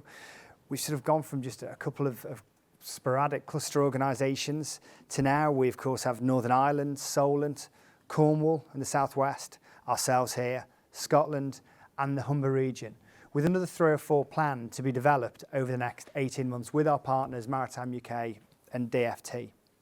Of course, we can touch upon the successful announcement of Freeport and the impact that they'll have in coastal communities, but I sort of don't want to go too much into those subjects because I suspect our panellists have far more to say on those than I do. So if I can move on to our panellists now and do a brief introduction. Richard Ballantyne, CEO of BPA, Stephen Carr, Group Commercial Director, Peel Ports Group, and Vicky Race. Hello Vicky, Deputy Director Maritime DFT. First time we've met, how are you? Yeah, not too bad, thank you. I'm sorry not to be there in person. Well, we'll get you up here soon. We have this effect on the DFT. Don't worry, you'll be here. You can't stay away from Liverpool. Absolutely. So, ladies and gentlemen, if I may, I'm just going to jump straight into it. Whilst we've had a really, from our point of view, from a regional point of view, successful 2.5 years based on Maritime 2050. What further support do you think is required to kind of keep that regional growth driving forward and to keep the levelling up agenda, perhaps not even on track, but front of centre from government? Richard. Well, thanks, Chris, and good morning, everybody. It's great to be here in what is a really sunny and bright, beautiful day on the Wirral. If you look out the window, it's absolutely pouring down, but it's wonderful to be here. It's like Marbella on the Mersey. Also, I'm really excited to be with Stephen because I've been on so many calls with Stephen over the last year where he's had to put up with looking at my wife's dresses hanging behind me and washing and things like that. So I'm glad you clarified that. I've got a wonderful backdrop, so it's brilliant to be here, and thanks for everyone for joining and speaking. I think regional growth, Chris, you know what it's about. You're the king of this. You've championed your region so well. But from the port's perspective specifically, what we're looking at is things that we can do being complemented by what the government can do. So that's investment in things like transport connectivity or improving the regulatory environment, making planning rules better so that ports can invest and develop and grow. And ultimately, this is not just about ports making money and doing things. This is about employing people and attracting that investment into these regions. So this segues lovely into Stephen. Port's point of view, it's not just about ports. What is needed, do you think? Well, I think Richard's absolutely right. I think just before I respond to that, though, is I've learnt lots today, but the most relieving thing I've learnt is they're actually Richard's wife's dresses, because as the year was progressing, I was starting to worry somewhat. I'm not sure, Stephen, I'm not sure. I actually think, though, but the point that Richard said there hits the nail on the head. Ports can be a huge centre of economic activity, but fundamentally we're in the middle of a freight journey. What we do within maritime doesn't start and end at ports. It's from a door in one place inland to a door in another place inland. So we can do lots to drive investment and economic activity, quite often in areas of quite high deprivation. But that's no good if people can't move the goods out of the port. And if I just give you one example, if we wanted to move a container by rail from Liverpool to Leeds, that train service would have to go via the Midlands because the network can't cross the Pennines for that size of freight unit. The north-south connectivity is far better than the east-west connectivity, and I think that onward connectivity is the area we need the most support. Stephen, thank you. And there's some great questions coming in, so please keep sending your questions in. Vicky, tell me, what more support do you think government can offer, and perhaps even industry can offer? Because let's not forget, it's not all about us going to government with problems and government supplying solutions. From an industry point of view, we also have a responsibility. So tell me, from your point of view, how do we further support the regional growth that we're seeing in our coastal communities? Thanks, Chris, and thanks, Richard and Stephen as well. I think, one of the things that's really been brought home today is the importance of the close working that we've all had, particularly over the last year. I think obviously COVID has had an enormous amount of challenges for everybody, and we've heard obviously today about the particular impact that it's had on seafarers. But I just wanted to touch on some of the positives that we've seen. I think we've got closer relationships between industry and government than we possibly ever had as a result of the close working over the last year. And I think that we really need to continue to build on that as we emerge from COVID and we look ahead to recovery. So I think building on these strengthened relationships and kind of the wider appreciation that the nation has of the sector due to the challenges of the last year is a really key point for me. I think, as Richard has touched on as well, I think there is obviously a key role for government here in reducing regulatory burdens, and as Stephen said, kind of making sure that we're focused on that wider connectivity point, and that's something that we're definitely going to be focusing on. I was in with our Minister a few days ago where he talked about his passion for the port services regulations, so that's definitely something that is top of the agenda. And obviously kind of the continued work that we've got on the Free Ports agenda to attract inward jobs and investment. So I think there's a lot that we've done already, and there's a lot that we can continue to build on as we look ahead to recovery. Vicky, it's almost as if you've seen some of these questions coming in because, of course, Freeport is a subject that we could do a whole day on, and we are going to touch upon Freeport in just a second. But just staying with a point that you made a little earlier, Phil has asked a question, Stephen. Phil has asked a question about, obviously ports are a necessary interface between shipping and industry. Why is there a reluctance to invest in rail to reduce congestion and therefore carbon? And I know this was an event we actually did with Peel and PD Port, I think ABP as well, at last London International Shipping Week, where we talked about the problem with, in fact, you hosted it. Yes. You hosted it, Richard. Sarah remembered. And it is this east-west connectivity, putting it really simply. So, Stephen, why do you think there's a reluctance? Well, I think we shouldn't pretend that it's an easy challenge that is a quick fix. I think it's infrastructure that is already used very heavily by passenger trains. It's Victorian infrastructure, quite often buried through the Pennines. So there aren't easy solutions out there, and I don't think we should pretend that there are.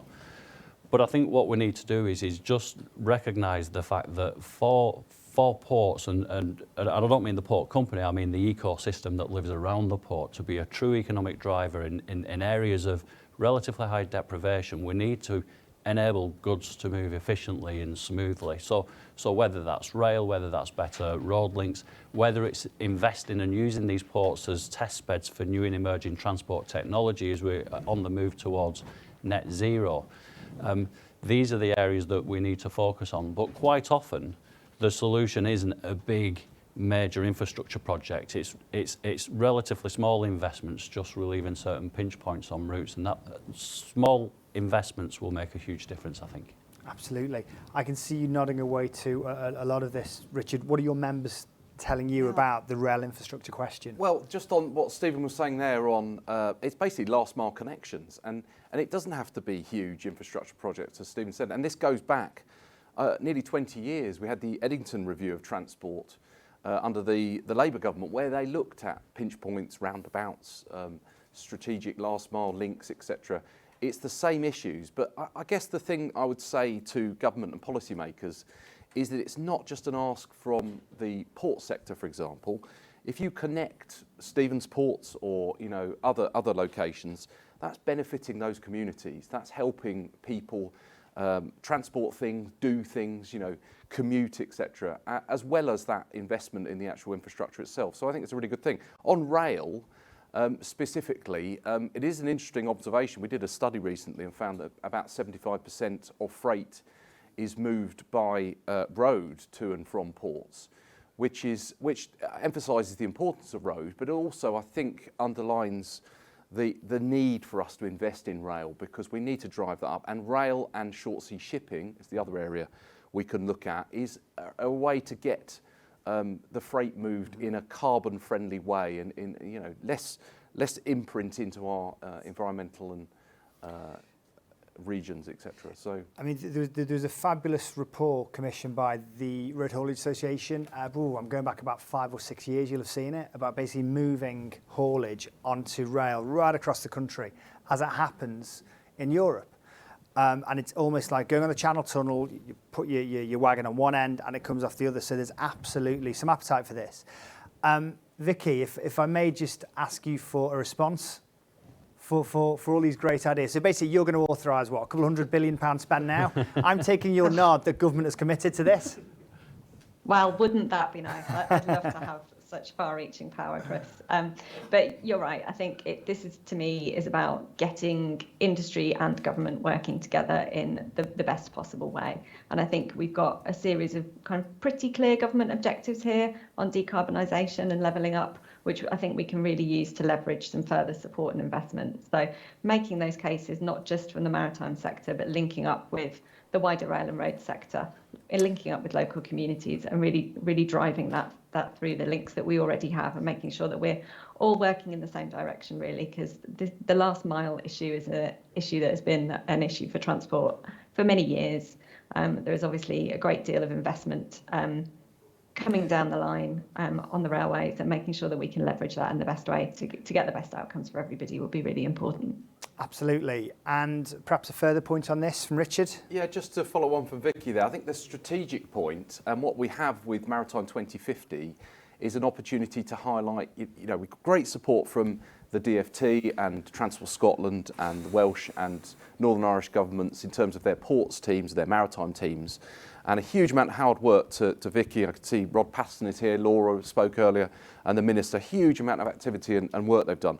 But what we're starting to use this strategy for is to branch out further. So when we want to go to people like BEIS, the Treasury, MHCLG and other departments who sometimes hold purse strings, and have strategic influence over regional transport planning, etc. So this is really the positioning point, the strategy that can help us do that. And so this is not, certainly, Vicky, we appreciate all the work you've done. It's not a criticism of DfT, certainly. It's how do we get this message out further? Sounds like a criticism to me, Richard. That's all I'm saying. I can only apologise, DfT. We didn't invite him. He just turned up. Let's bite the Freeport bullet quickly. I suspect this is also going to come through in the next panel session on competitiveness. Stephen, you're one of the key figures of certainly our regional Freeport application, and of course you've been involved throughout, other Freeports and wherever Peel have been involved. What are the benefits to Freeports? Yeah, I think for those familiar with our sector in the Northwest for the last 10 years, they'll remember that as we've been developing Liverpool too as a port asset, as a container port asset, we also talked a lot about superports, and in many ways I think that the Freeport bid that's been led by the combined authority for the Liverpool City region is very much bringing that concept and that idea to light. And for me, what it is it's not just about the benefits that you get from the customs benefits or the tax incentives to invest in certain areas. For me, it's about crystallising and energising that second phase of investment that comes around port infrastructure. It's about having the right logistics facilities. It's about having the right processing facilities. And what that does is that brings more and more jobs into a region. It brings more and more investment into a region. And once you've kick-started that, the cluster effect starts to take over. And actually then it grows, the investment grows beyond the Freeport zone and into the wider region. And it creates a specialism, and that's when the economy is motoring then. Absolutely. Richard? Yeah, exactly as Stephen says, it's basically zoning of economic activity and attracting that inward investment. And it's not just about, there's a lot of criticism about pulling investment away from certain regions. This is about getting new investment, hopefully, and getting new investment from abroad. And it could be to do with offshore renewable wind industry, etc. And where you're pulling in activity that would traditionally have taken place on the continent, or Scandinavia, etc. However, there is a bit of a challenge in that, Stephen, well done, you've got your designation here in Liverpool, and good luck to you all. But what about those locations that haven't been included in this strategy? We want to make sure that government, again, not a criticism, but that government is looking at all regions. So we have a strategy and an agenda that includes all. If you're a port location that wanted the Freeport status, you might be rightfully quite wary of losing some future business and investment. And this is a flagship government policy, so I'm sure there'll be additional support for these Freeports, not just the seed funding that's already been announced, but it could be to do with transport funding or enterprise stimulus, etc. And we're keen that, whilst we don't want to get in the way of that other locations are also included, so that we don't have effectively a policy where the government has picked winners. Vicky, if you can respond to where, Richard's, we don't have a government with a policy that's effectively picked winners. I think the government are great, by the way, just so you know, I'm a big fan. Thanks, guys. So yeah, I think that there are huge opportunities arising from the Freeports agenda, and that, quite rightly, it is a flagship government policy. Excuse me. Obviously, creating jobs and attracting trade, it's really important that we continue to support that. And our key role in government here is obviously to help bring the right people together and make sure that those conversations are happening. So there's a lot of work that we're doing across government at the moment with our partners in MHCLG and Treasury to do that. I think Richard's challenge about making sure that we're not just focusing on those Freeports is the right one. And I think that, we have the wider strategies and the wider opportunities for funding that we've seen through the Getting Building Fund and also the Levelling Up Fund, to make sure that we're not just focusing on those 8 winners, and that we are spreading our attention more widely across the port service sector. Fantastic, thank you. Just a little reminder, please keep those questions coming in. There's some cracking ones here, and I'm actually just thinking how I can squeeze them all in 8 minutes, 35 seconds. But of course, slido.com, then type in the code MME 2021. There's a fantastic question here from Anonymous. So it's not a rapper, is it? I don't know. How do we level up coastal communities that often have high levels of deprivation and unemployment? What is the role of industry and government? And I also think this sort of ties into perhaps hearing about some of the things that your members have done, Richard, some of the things that Peel are doing, and of course some of the things that the government we know are certainly doing. So Richard, if I can come to you first. Yeah, as we said earlier, I think those port locations, they do offer that zone where developers, freight operators, logistics operators, etc., can cluster around ports in, as your anonymous question suggests, in relatively deprived areas, it has to be said, in certain locations. So we would see them as really being something that's central to an economic development strategy the government may have. And that comes back to our original points about deregulation, about supplementing with things like transport support, but enabling essentially those port and transport operators and other industries to do what they want to do without the sort of restrictions and burdens they may have faced previously. And if you look at other locations around Europe, for example, in France, in Belgium and the Netherlands, quite often you'll find government strategies are built around facilitating and encouraging that growth. And they don't do things like environmental designations, or they don't stifle planning applications. They don't slow down investment opportunities. So this is France you're talking about? Well, potentially around their port locations, there's some good examples actually we can learn from. And also things like with offshore wind I mentioned, let's look at UK content rules. You know, let's make sure that we're encouraging people to do things in the UK so that they have to effectively anchor a lot of their activity here without limiting their need for investment and infrastructure and jobs elsewhere. Do you know, you just opened up UK supply chain with coastal communities, or UK content with supply chain with coastal communities. We have another conference which we'll be booking in. I'm not going to tell Ruth just yet. Stephen. Yeah, I think there's sort of two angles to how maritime can help revitalise areas. I think number one is around what the port does to encourage and incentivise investment in the area. So we've probably spent in excess of about £500 million in infrastructure in Bootle and South Sefton, and I'm not too sure how many other private sector businesses are able to bring that sort of investment into coastal communities in such a way. And that's driven by the market opportunities that we see.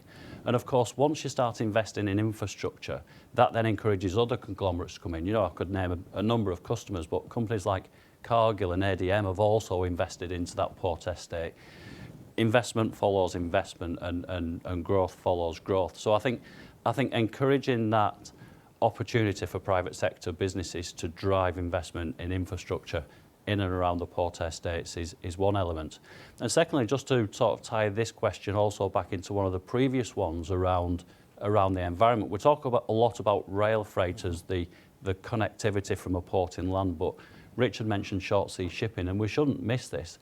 Actually, if we use our regional ports for regional cargo, we take significant miles off the UK road network, significant miles. So we're driving an environmental benefit, but we're also driving an economic benefit as well, because we're taking more traffic through regional ports, which are often these deprived areas that the anonymous questioner was asking about. Vicky. Thanks. Yeah, I think there's a real opportunity in the coming month here for us around the COVID recovery work. So I talked a little bit earlier about the government's priorities for levelling up, and I think us being able to draw those clear links between levelling up, Maritime 2050, I think Richard must have been reading my notes, and our recovery plan, I think gives us the real opportunity to kind of push this agenda further. So our recovery plan is going to focus on 4 key areas, which are environment, technology, people and skills, and infrastructure. And being able to tie all of those themes directly to Maritime 2050 and to the levelling up agenda, I think gives us really the best chance of success. What we're looking for really is things that we can do that will deliver tangible outcomes. And I think it's going to be really important that we get government and industry working together to do this, because I think there are some real opportunities for us to kind of see the kind of outcomes that we want over the next few months. Fantastic, thank you. We have a good question from Phil B, and then we'll sort of, with just a couple of minutes left. The Solent, Dover Straits and Thames are hugely complex sea spaces. Will free ports really improve shipping access, leisure and local innovation and economies? So will they really impact coastal communities? I think they will actually. I think they'll attract in that investment, and just as Stephen said, you know, that sort of snowballs into other developments and other people getting involved. Whether they make a material impact to the wider shipping industry, I think it remains to be seen. But so free ports are probably more than just about, unfortunately, Chris, they're more than just maritime. They're about other investments, you know, those tax benefits, those planning benefits, manufacturing you can pull in, which hopefully will all be complemented and served by the maritime and freight communities. But I think they have a kind of wider role, and hence that's coming back to my previous point. I think that is why we do need to be wary of those regions that haven't got free ports designation. So we'd be encouraging government to look at this as a model. If it works, why not roll it out further and let's push it again forward. Stephen? Yeah, I think a combination of COVID and Brexit have thrown long-established supply chain models up in the air, and lots of big organisations are looking differently at how and where they manufacture products and how and where they source materials from. I think if there is going to be a change on the shipping side of things as opposed to the land side of things, it's probably going to come more from will more and more companies choose to reshore and nearshore production or final assembly to the UK, and therefore what gets shipped into the country starts to change. So, will it be fewer finished goods and more raw materials or semi-manufactured materials, and that will then have a consequence on the shipping market. Stephen, thank you. Vicky, probably last 10, 15 seconds. I'm so sorry because I want to hear far more from you, but we're up against the clock to hear the seafarer's horn at midday. Of course. I will keep it very brief then. I think obviously there are a wealth of opportunities that Freeport's going to bring, and I can't remember, apologies, whether it was Richard or Stephen earlier said investment attracts investment, and I think that's the real key benefit that Freeports will have. So I will leave it there in the interests of time. Vicky, thank you so much for joining us today, and also thank you for our panel, Richard, Stephen. Again, we could have a whole afternoon of discussing this, but it was obviously a subject particularly close to our heart here in the region. So thank you so much, and we'll see you very soon. Thank you, Vicky. Thank you. So we've been in contact with our friends on the ACL Atlantic sail. And actually, as we speak, they're literally, is it called parking a ship? Backing it into New York. So we have had some, that's the right maritime terminology, isn't it? That's the one, that's the one, it's fine. So they are in the middle of berthing her, and she's quite a large lady. But what we have managed to do is organise a pre-record just a few minutes earlier that we're going to time in the next 9, 8, 7 seconds, which will, we hope, align with midday BST. Good day. Welcome on board of Atlantic Sail. My name is Christoph Donchev. I have the honor of working as the captain of the largest combined ship for ro-ro and containers. I want to introduce you the bridge team. Chief Officer Fitnev, Second Officer Richard, Second Officer James, Third Officer Alan, and Deck Cadet Nick. We are approaching Ambrose Pilot Station in order to take a pilot and enter in Port of New York. We have started our North American rotation by visiting Halifax, now proceeding to New York, Baltimore, and Norfolk. The ship is unique with its self-guide system. This system allows to the Atlantic Sail and G4 fleet to extend company record of never losing a container overboard for more than 50 years. Atlantic Sail and G4 ships are owned by ACL and Grimaldi Group. ACL G4 fleet are greener and more efficient than their predecessors. Emissions per tail are reduced by 65%. But the most important part of the ship is her crew.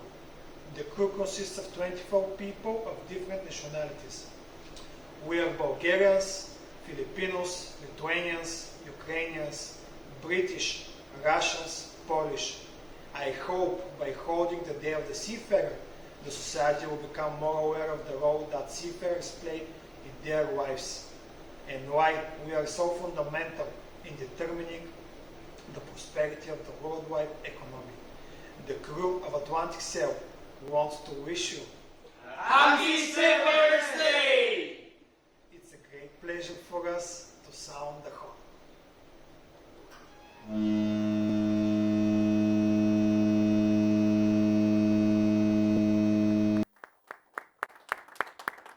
Oh, I felt goosebumps after that. Incredible. And what more do we need to say about this incredible auspicious day that hasn't just been said in that video? As we now move on to our final panel of the day, competitiveness. And again, it's been that there are so many takeaways from the entire day, which have been fantastic. But this might be the most interesting one yet. So I'm going to hand over to, again, the better presenter on the day, incredible colleague, Sarah Kenny from Maritime UK. Sarah.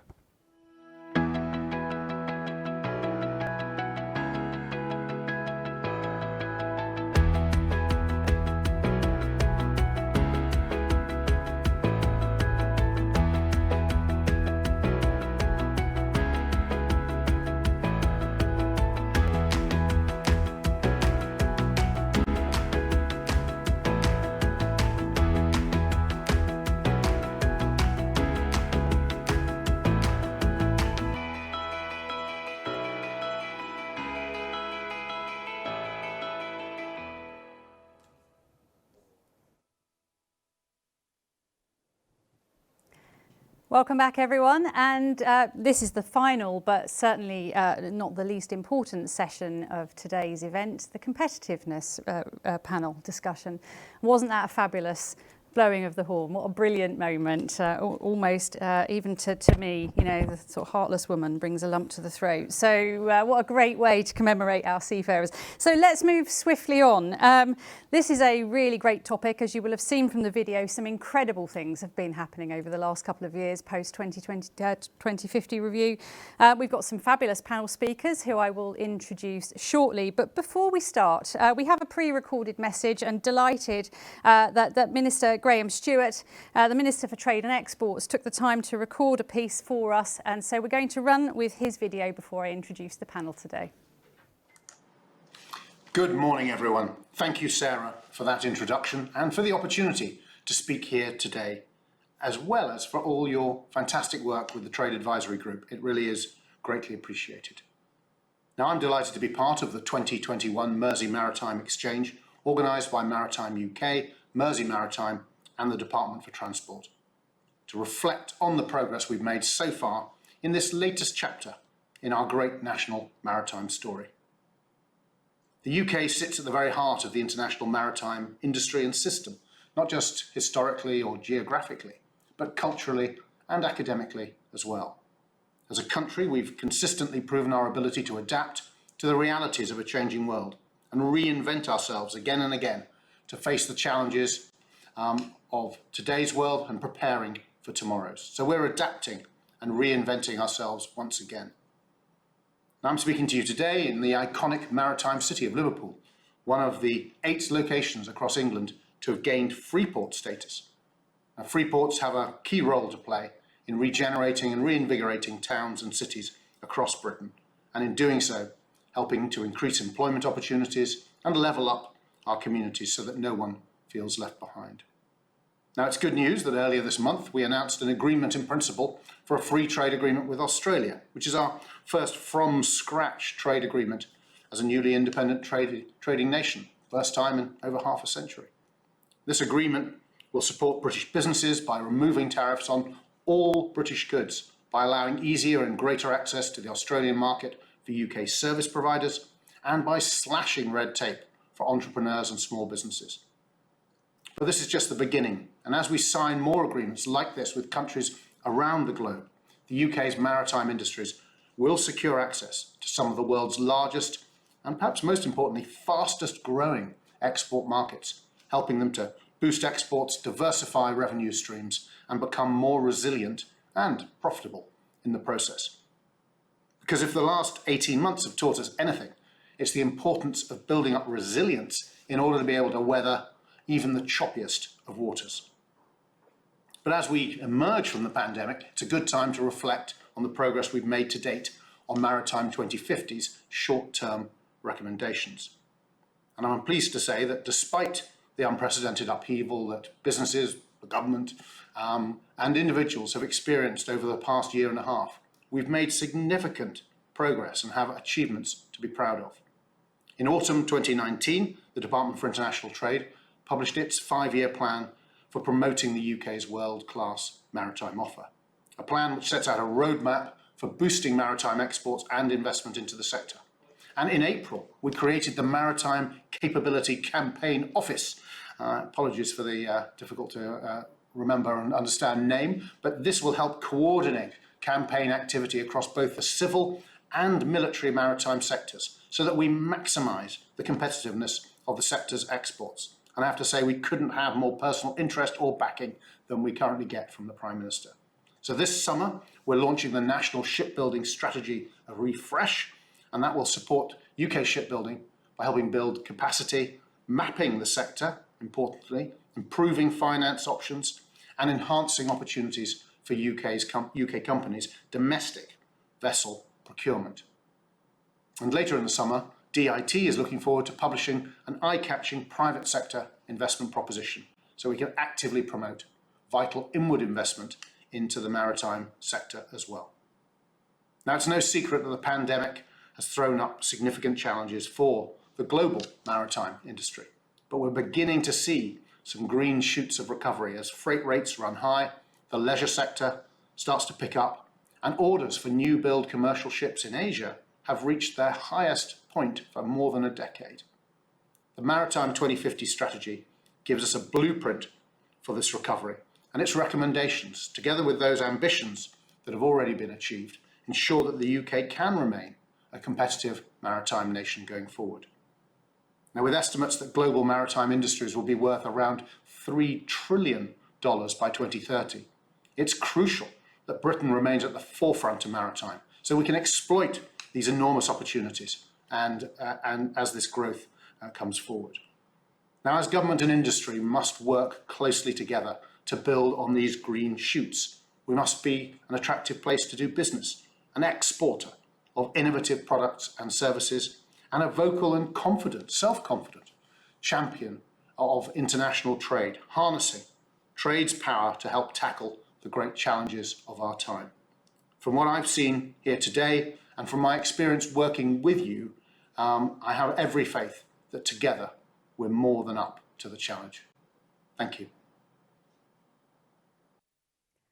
I'm sure you'll agree that was a fantastic speech from the Minister, covering a huge amount of ground. And I think, he's very clearly set out some of the key achievements, but also some of the challenges that face us in delivering our ambition under Maritime 2050. So the Minister spoke about the 5-year plan for maritime exports and investments, jointly delivered by DIT and industry. He spoke about the Maritime Capability Campaign Office. Don't say that too quickly. He spoke about the refreshed national shipbuilding strategy, and he spoke about free ports, building on the last session that we've just had. But in terms of the size of the opportunity, he very clearly mentioned, and this was in the 2050 report, that it's expected that the sector overall will be worth $3 trillion by 2030. So the size of the prize is significant.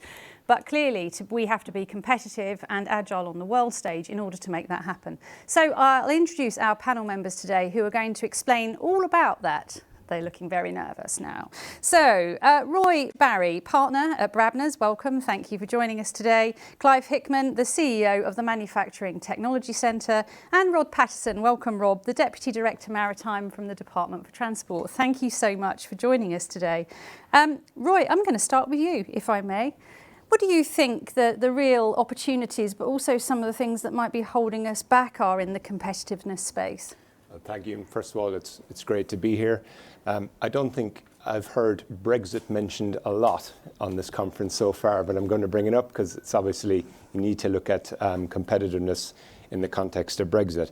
I think one key thing is the UK now needs to look west, and the G7 conference set the scene for, I think the words were an indestructible transatlantic partnership. Maritime trade's obviously a key proposition to any US trade deal, and so the UK needs to be positioning itself now to handle increased trade volumes, hopefully with the US. And there are good signs there. I mean, the temporary suspension of tariffs for the Boeing aircraft subsidies bodes well. The whiskey tariffs, better still, especially if you like whiskey. But the US is a very important trading partner, and I think there's a lot to be done to foster relations there. Obviously, a successful outcome of any Asia-Pacific free trade talks as well is hugely desirable. Free ports, as mentioned in the last session, we talked about it, I think, in the context of domestically and how it's split between areas that didn't get it and areas that did. All I'll say to that is, if we now project out internationally, it is an internationally recognised concept, particularly in the US. So however we've got there, we now need to start to take that brand out and maximise opportunities from that. A phrase I really liked from the last session was the last mile. I'd talk about that too. I mean, if you've got a world-class port, which is going to obviously grow maritime trade, increase opportunities, you need world-class infrastructure inland. So there's no point having a world-class facility with crumbling arterial routes of roads, etc., to serve them. And then finally, for me, I think it's very important that the UK continues to participate in the international stage, particularly in the context of security, and that means continued investment in a robust Royal Navy that's fit for purpose.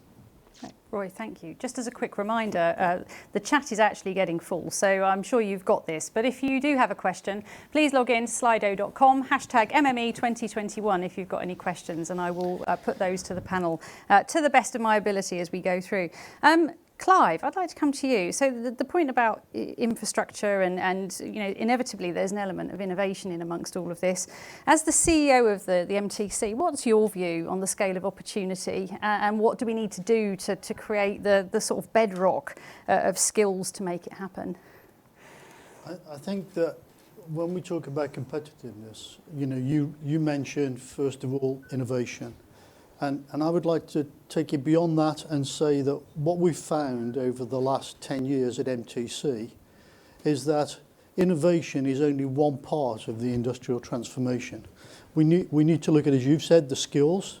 We need to look at innovation clearly, but we also need to understand the market. We need to understand the finances. We need to understand the supply chains that we've got for those activities. We need to understand the regulations and the codes and standards, and we need to understand data, and we need to understand information. But that's on the system side of things. We've then got to look at the cultural side of things. And there I would say, the political environment, the industrial environment, the society that we're working in, academia, and bringing all of those things together to try to make a competitive move forward. And it's a little bit like a flywheel. We need to understand what the starting point is, where we're trying to get to, and we need to start to move that flywheel. And we need to move it a little bit at a time, because until we start moving the flywheel, we won't gain the momentum. And that's where the competitiveness will come from, as we move the flywheel and we gain that momentum into the situation. I'd also like to mention Brexit. I know it's just been mentioned before, and when Brexit occurred, the thing to me was that it was going to be a period of great change.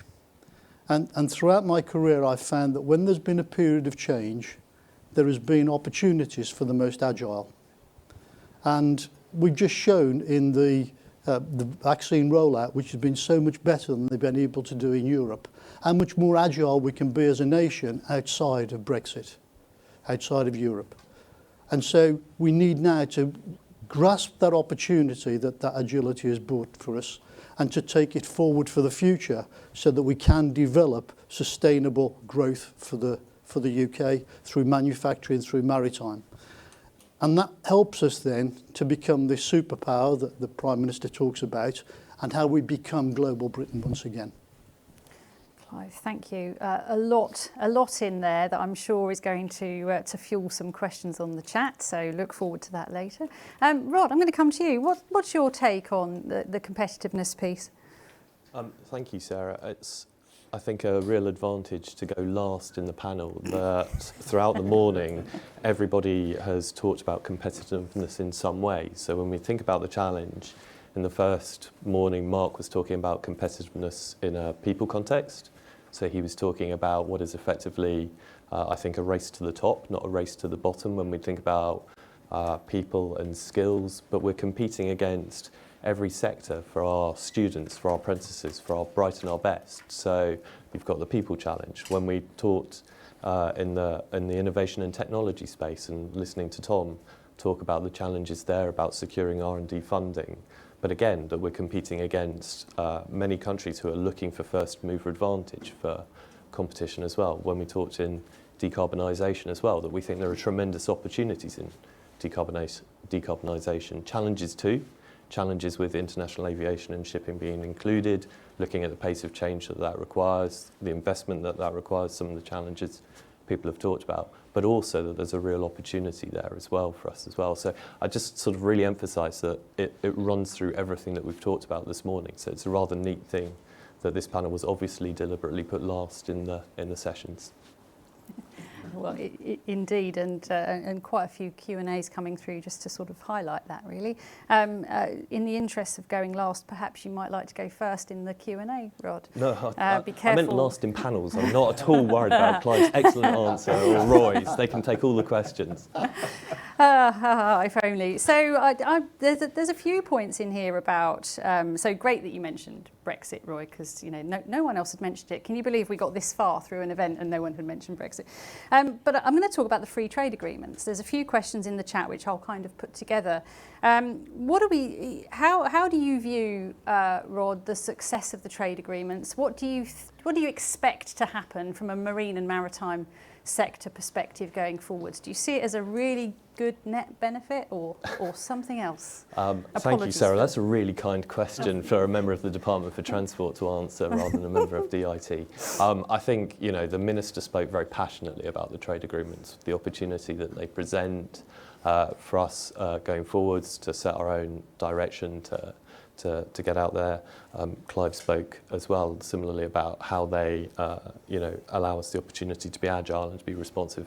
The truth be told, Sarah, I see them as sort of, when I look at the trade agreements, when I've looked at what they've secured so far, I know the team in the DFT have worked really closely on the international maritime aspects of the chapters as well, where they're relevant. I look at what it means for our seafarers. Yes, I do see a lot of benefit. Can I articulate that right now in terms of what does that mean for man or woman on the street? Probably not, but I do see how that actually, the trade agreements are fundamental to our future as a trading nation, to our ambitions to export more. I think it's also really worth thinking about the maritime sector as an entity in itself. There's great ambitions to be competitive, the UK maritime sector and all its constituent parts, but also what the trade agreements mean for maritime, which delivers the success of those trade agreements. Maritime is fundamental to our success as a trading nation, so I think we have to sort of look at that benefit as well. Okay, thank you, Rod. I'm going to come to Clive, if I may, sort of taking that. If I just reflect on one of the aspects of the Australia trade agreement that I was particularly enthusiastic about, it related to younger people, so under 35s, having much more freedom of manoeuvre. And that gets you instantly into the skills and training debate. There's a few questions in the chat here about the skills we need to truly be competitive and sustainable as a sector in the UK. And what do you think that the balance is? Do you think we've got, Clive, a sustainable base of skills? What do you think we need to do to be and remain competitive in terms of our skills base in the UK? I think that the problem that we have is that when we've trained people, we've trained them in the technologies that are relevant today rather than the technologies that will be relevant for tomorrow. So if we continue to train people in those technologies, we'll have a skills gap in 10 years' time still, and we won't have introduced those technologies into the marketplace. So it's really important that we start to train the youngsters in the advanced manufacturing skills that they're going to need for tomorrow. And so to that end, MTC has set up an advanced manufacturing training centre. We take on 400 apprentices per year that we push into the industry to take those advanced manufacturing skills with them. But more importantly, when we introduce advanced manufacturing technologies into a company, we really have to accompany that with an upskilling and a reskilling program, so that the people that are displaced from the dirty, unsafe, dangerous jobs, we can retrain them to do jobs that are higher quality, add more value to the business, and actually retain them in the business for the future. And I'm pleased to say that over the 10 years that MTC has been in operation, whenever we've introduced an advanced manufacturing technology or process into a new company, We have never once lost a single employee from that business. And that really is the key point, the upskilling and the retraining. And I can't emphasize that enough for when we're doing anything that brings about new innovation or new technology into the marketplace. Could I just add to that as well? So my 6-year-old asked me recently, what's he going to be when he grows up? And I honestly said, I honestly don't know, because I don't think your job's been invented yet. And so there's another point for me about also tracking trends, because it's rapidly changing technology for ports. It's all becoming automated. So I guess for me, there's a piece also about tracking trends and how the maritime industry is changing, how that interfaces with onward freight, and making sure that we can deliver the skills just as they evolve, so we remain competitive and at the cutting edge, as it were. Yeah. It's a really good point. I mean, that connects us back with the innovation discussion we had earlier this morning, talking about digital and big data and analytics and the better use of those, not versus instead of the traditional marine engineering, but as well as a complement too. And I think, I don't know if Mark's still with us, but from a people point of view, I'm sure he would agree with that. It needs to be complementary.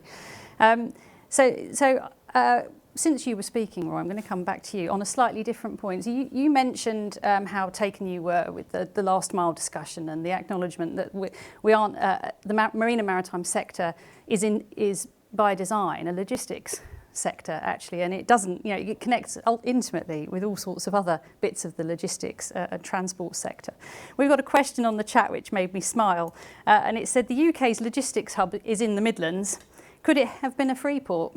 And that's from Phil B. Thank you, Phil B. So why not? Well, if I could just answer Phil, and I'd remind him that East Midlands International Airport is in fact a free port, and it got the designation. So I think his wish has been granted, as long as I'm stretching the credibility of the geography of Midlands. I hope that answers his question. Brilliant, Clive. Also, the East Midlands Airport is a free port as well. So the Midlands does have a free port. Sandwiched. Yeah, so there we are, Phil. I hope that answers your question. We already have a free port. You've been acknowledged as a free port logistics hub.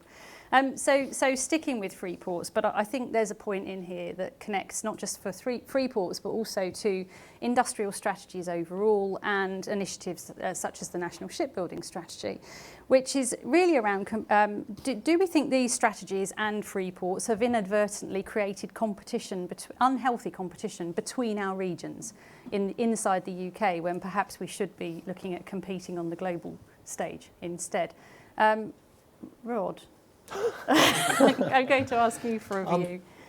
I don't think so. I think I was thinking about this in terms of a lot of the morning has been great to hear about how government and industry are pulling in the same way. But I think actually when we talk about competition, there still has to be an element of challenge between government and the sector as well. And I think that must be true of the regions as well, that absolutely we've seen the great successes of Mersey Maritime and the rollout of great regional cluster organisations. And having attended some of the councils when Chris lets me in, I've seen the real success of Marine Southwest, of the Belfast Consortium as well. And some of that's come from sharing, it's come from ideas, but it's also a level of competition as well. So I don't think it's unhealthy. I think it's making sure that we've got that right balance between being collaborative where we need to be, making sure the regional cluster organisations are working together where they can, but also finding their USPs.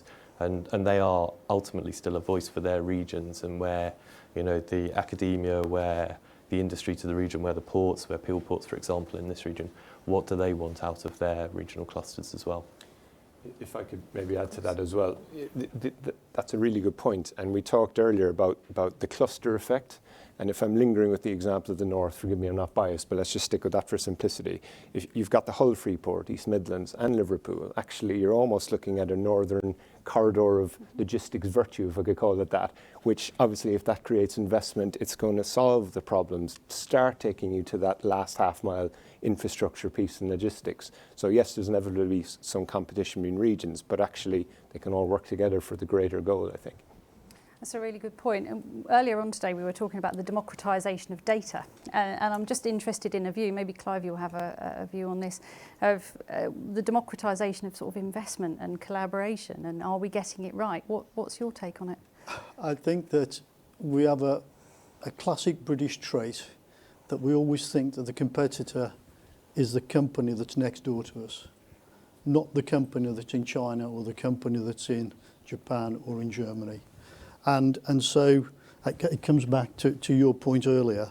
What we need to do, we need to have much more collaboration. And over the course of the last day or so, when I've been up here in Liverpool, people have been talking about how did the aerospace sector get their ATI deal? How did the automotive sector get their advanced propulsion centre? Why haven't we got something in maritime?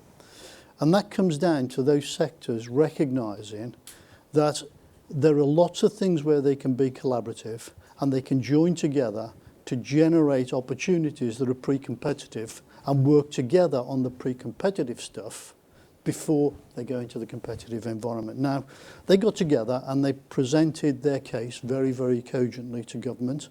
They created their roadmap of what the future would look like, and they got a small amount of funding in around 2010, I think, for aerospace, and it was a bit later for automotive.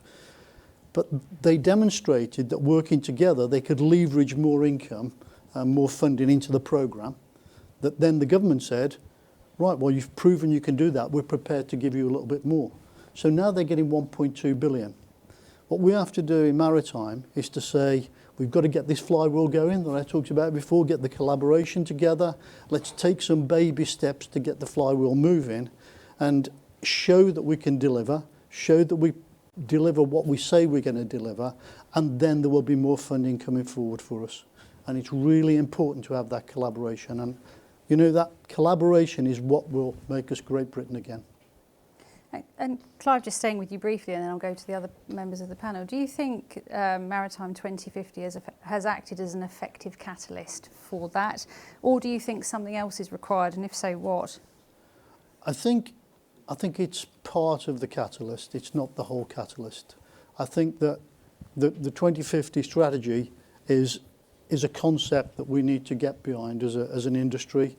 It's a concept that we need to join together, embrace, understand where we are now, understand where we want to be, which hopefully the strategy, you know, takes us to where we want to be, and then determine the steps along the way that we can do together and start generating the momentum to move forward. Thanks, Clive. Rod, your view on catalysts for change? I genuinely think Clive's answer was excellent. I heartily agree with him, and far be it from me to suggest otherwise. It was really interesting talking to Clive previously about his sort of experience in the automotive sector. I guess I'm interested to know, I haven't quite worked out how far along that journey we are in maritime. I've been in the department for 5 years, and I've seen that journey through some, you know, great examples like Marry UK and where we are now with the Clean Maritime Demonstration Competition. So we are seeing examples of governments seeing that those funding streams are being really successful, are being oversubscribed, that they're coming forward with innovative and new and ambitious ideas. So I think it's just making sure that we keep that catalyst going, that we keep on recognising and hopefully not being too disheartened about the levels of funding now, because I'm learning about the flywheel. I'm going to learn more about it. It's where you take it next and where we take it through the spending review going forward. I think Maritime 2050 gives you that core, it gives you the strategy, but now we have to sort of actually get on and deliver and take it forward. Great, thank you. Roy, what's your view? Well, 95% of goods comes into the country by sea. I'm going to mention Brexit again to finish. There's a platform now for the UK to forge new international trading relationships that are mutually beneficial. Have to get it right, because the legacy, if you don't get it right, will be left with people for a long time looking at 2050. So I think it's a great opportunity to recast on the global stage, and maritime trade is a part of that. Thank you. We've only got 1:55, so I'm going to be really unfair now. Have you ever seen What Three Words, the location finder? So I'm going to ask you each, what 3 words would you come up with to say what we need to all do going forwards to be more competitive and achieve Maritime 2050? And Clive, I'm going to pick on you first. Thank you. I would say the 3 words I would pick would be ambition, agility, and confidence. Perfect. Thank you. Roy. Make free ports work. That's got resonance of, you know, there's build back fairer, build back better. Nice 3 words. Thank you very much. And Rod. I'm glad you did come to me last on this one. I'm not known for 3 words either. I was going to go for collaborate, champion and prioritise. I think that resonates very strongly with me. We literally have a minute left, so I'll just close by thanking all 3 of you, Roy, Clive and Rod, for your contributions today. Really thought-provoking discussion. Thank you so much. And I will close, because we're on our way out, by just saying huge thanks to Mersey Maritime, all of the team here who've worked incredibly hard, and all of the support team who've brought you quite a seamless conference. I think this has set the gold standard. This is what great looks like. So thank you so much, everybody. And of course, last but not least, the huge work, effort and vision of Chris, who's got it all here today. So I will now close our session on competitiveness. Thank you so much, everybody, for your attention today. Thank you to everyone who submitted questions, and I'll hand over to Chris. Thanks. Sarah, thank you so much for your incredible kind words, and what a fabulous panel to end the day. Thank you so much, and thank you to all of our panellists, all of our speakers, and of course our fabulous host, Sarah Kenny. This has just been thrust into my hand as a call to action, by the way, just so you know. It's hot off the press. Of course, we have the world's greatest maritime awards here in Liverpool, the MMIA's 2021s. Lots of people are involved in them. There's a Maritime 2050 award, which is actually supported by the DFT. There's a number of Maritime UK awards. This year, they're part of London Shipping Week, but they're here in Liverpool, so it'll be shown to a truly global audience. Go to merseymaritime.co.uk, have a look and enter. Help us to celebrate your awards, whether you're national or international. Help celebrate your business. You don't have to be in the city region, you don't have to be in the Northwest, you don't even have to be British. Help us celebrate the industry. So on that note, I'd just like to thank our partners for supporting today. Of course, the Department for Transport, Maritime UK and World Council. And of course, our sponsors, as always, Peel Ports Group, Brabner's, Nautilus International and OPS Wind. We look forward to seeing you again. I think we might have another one of these coming up in a couple of months, although we haven't quite discussed it yet, because we kind of whipped this up quite quickly because of certain issues that are going on with the environment at the moment. But again, without your support, without the people in this room, without the people at home, this would not be possible. So thank you so much, and we look forward to seeing you again very soon. Thank you.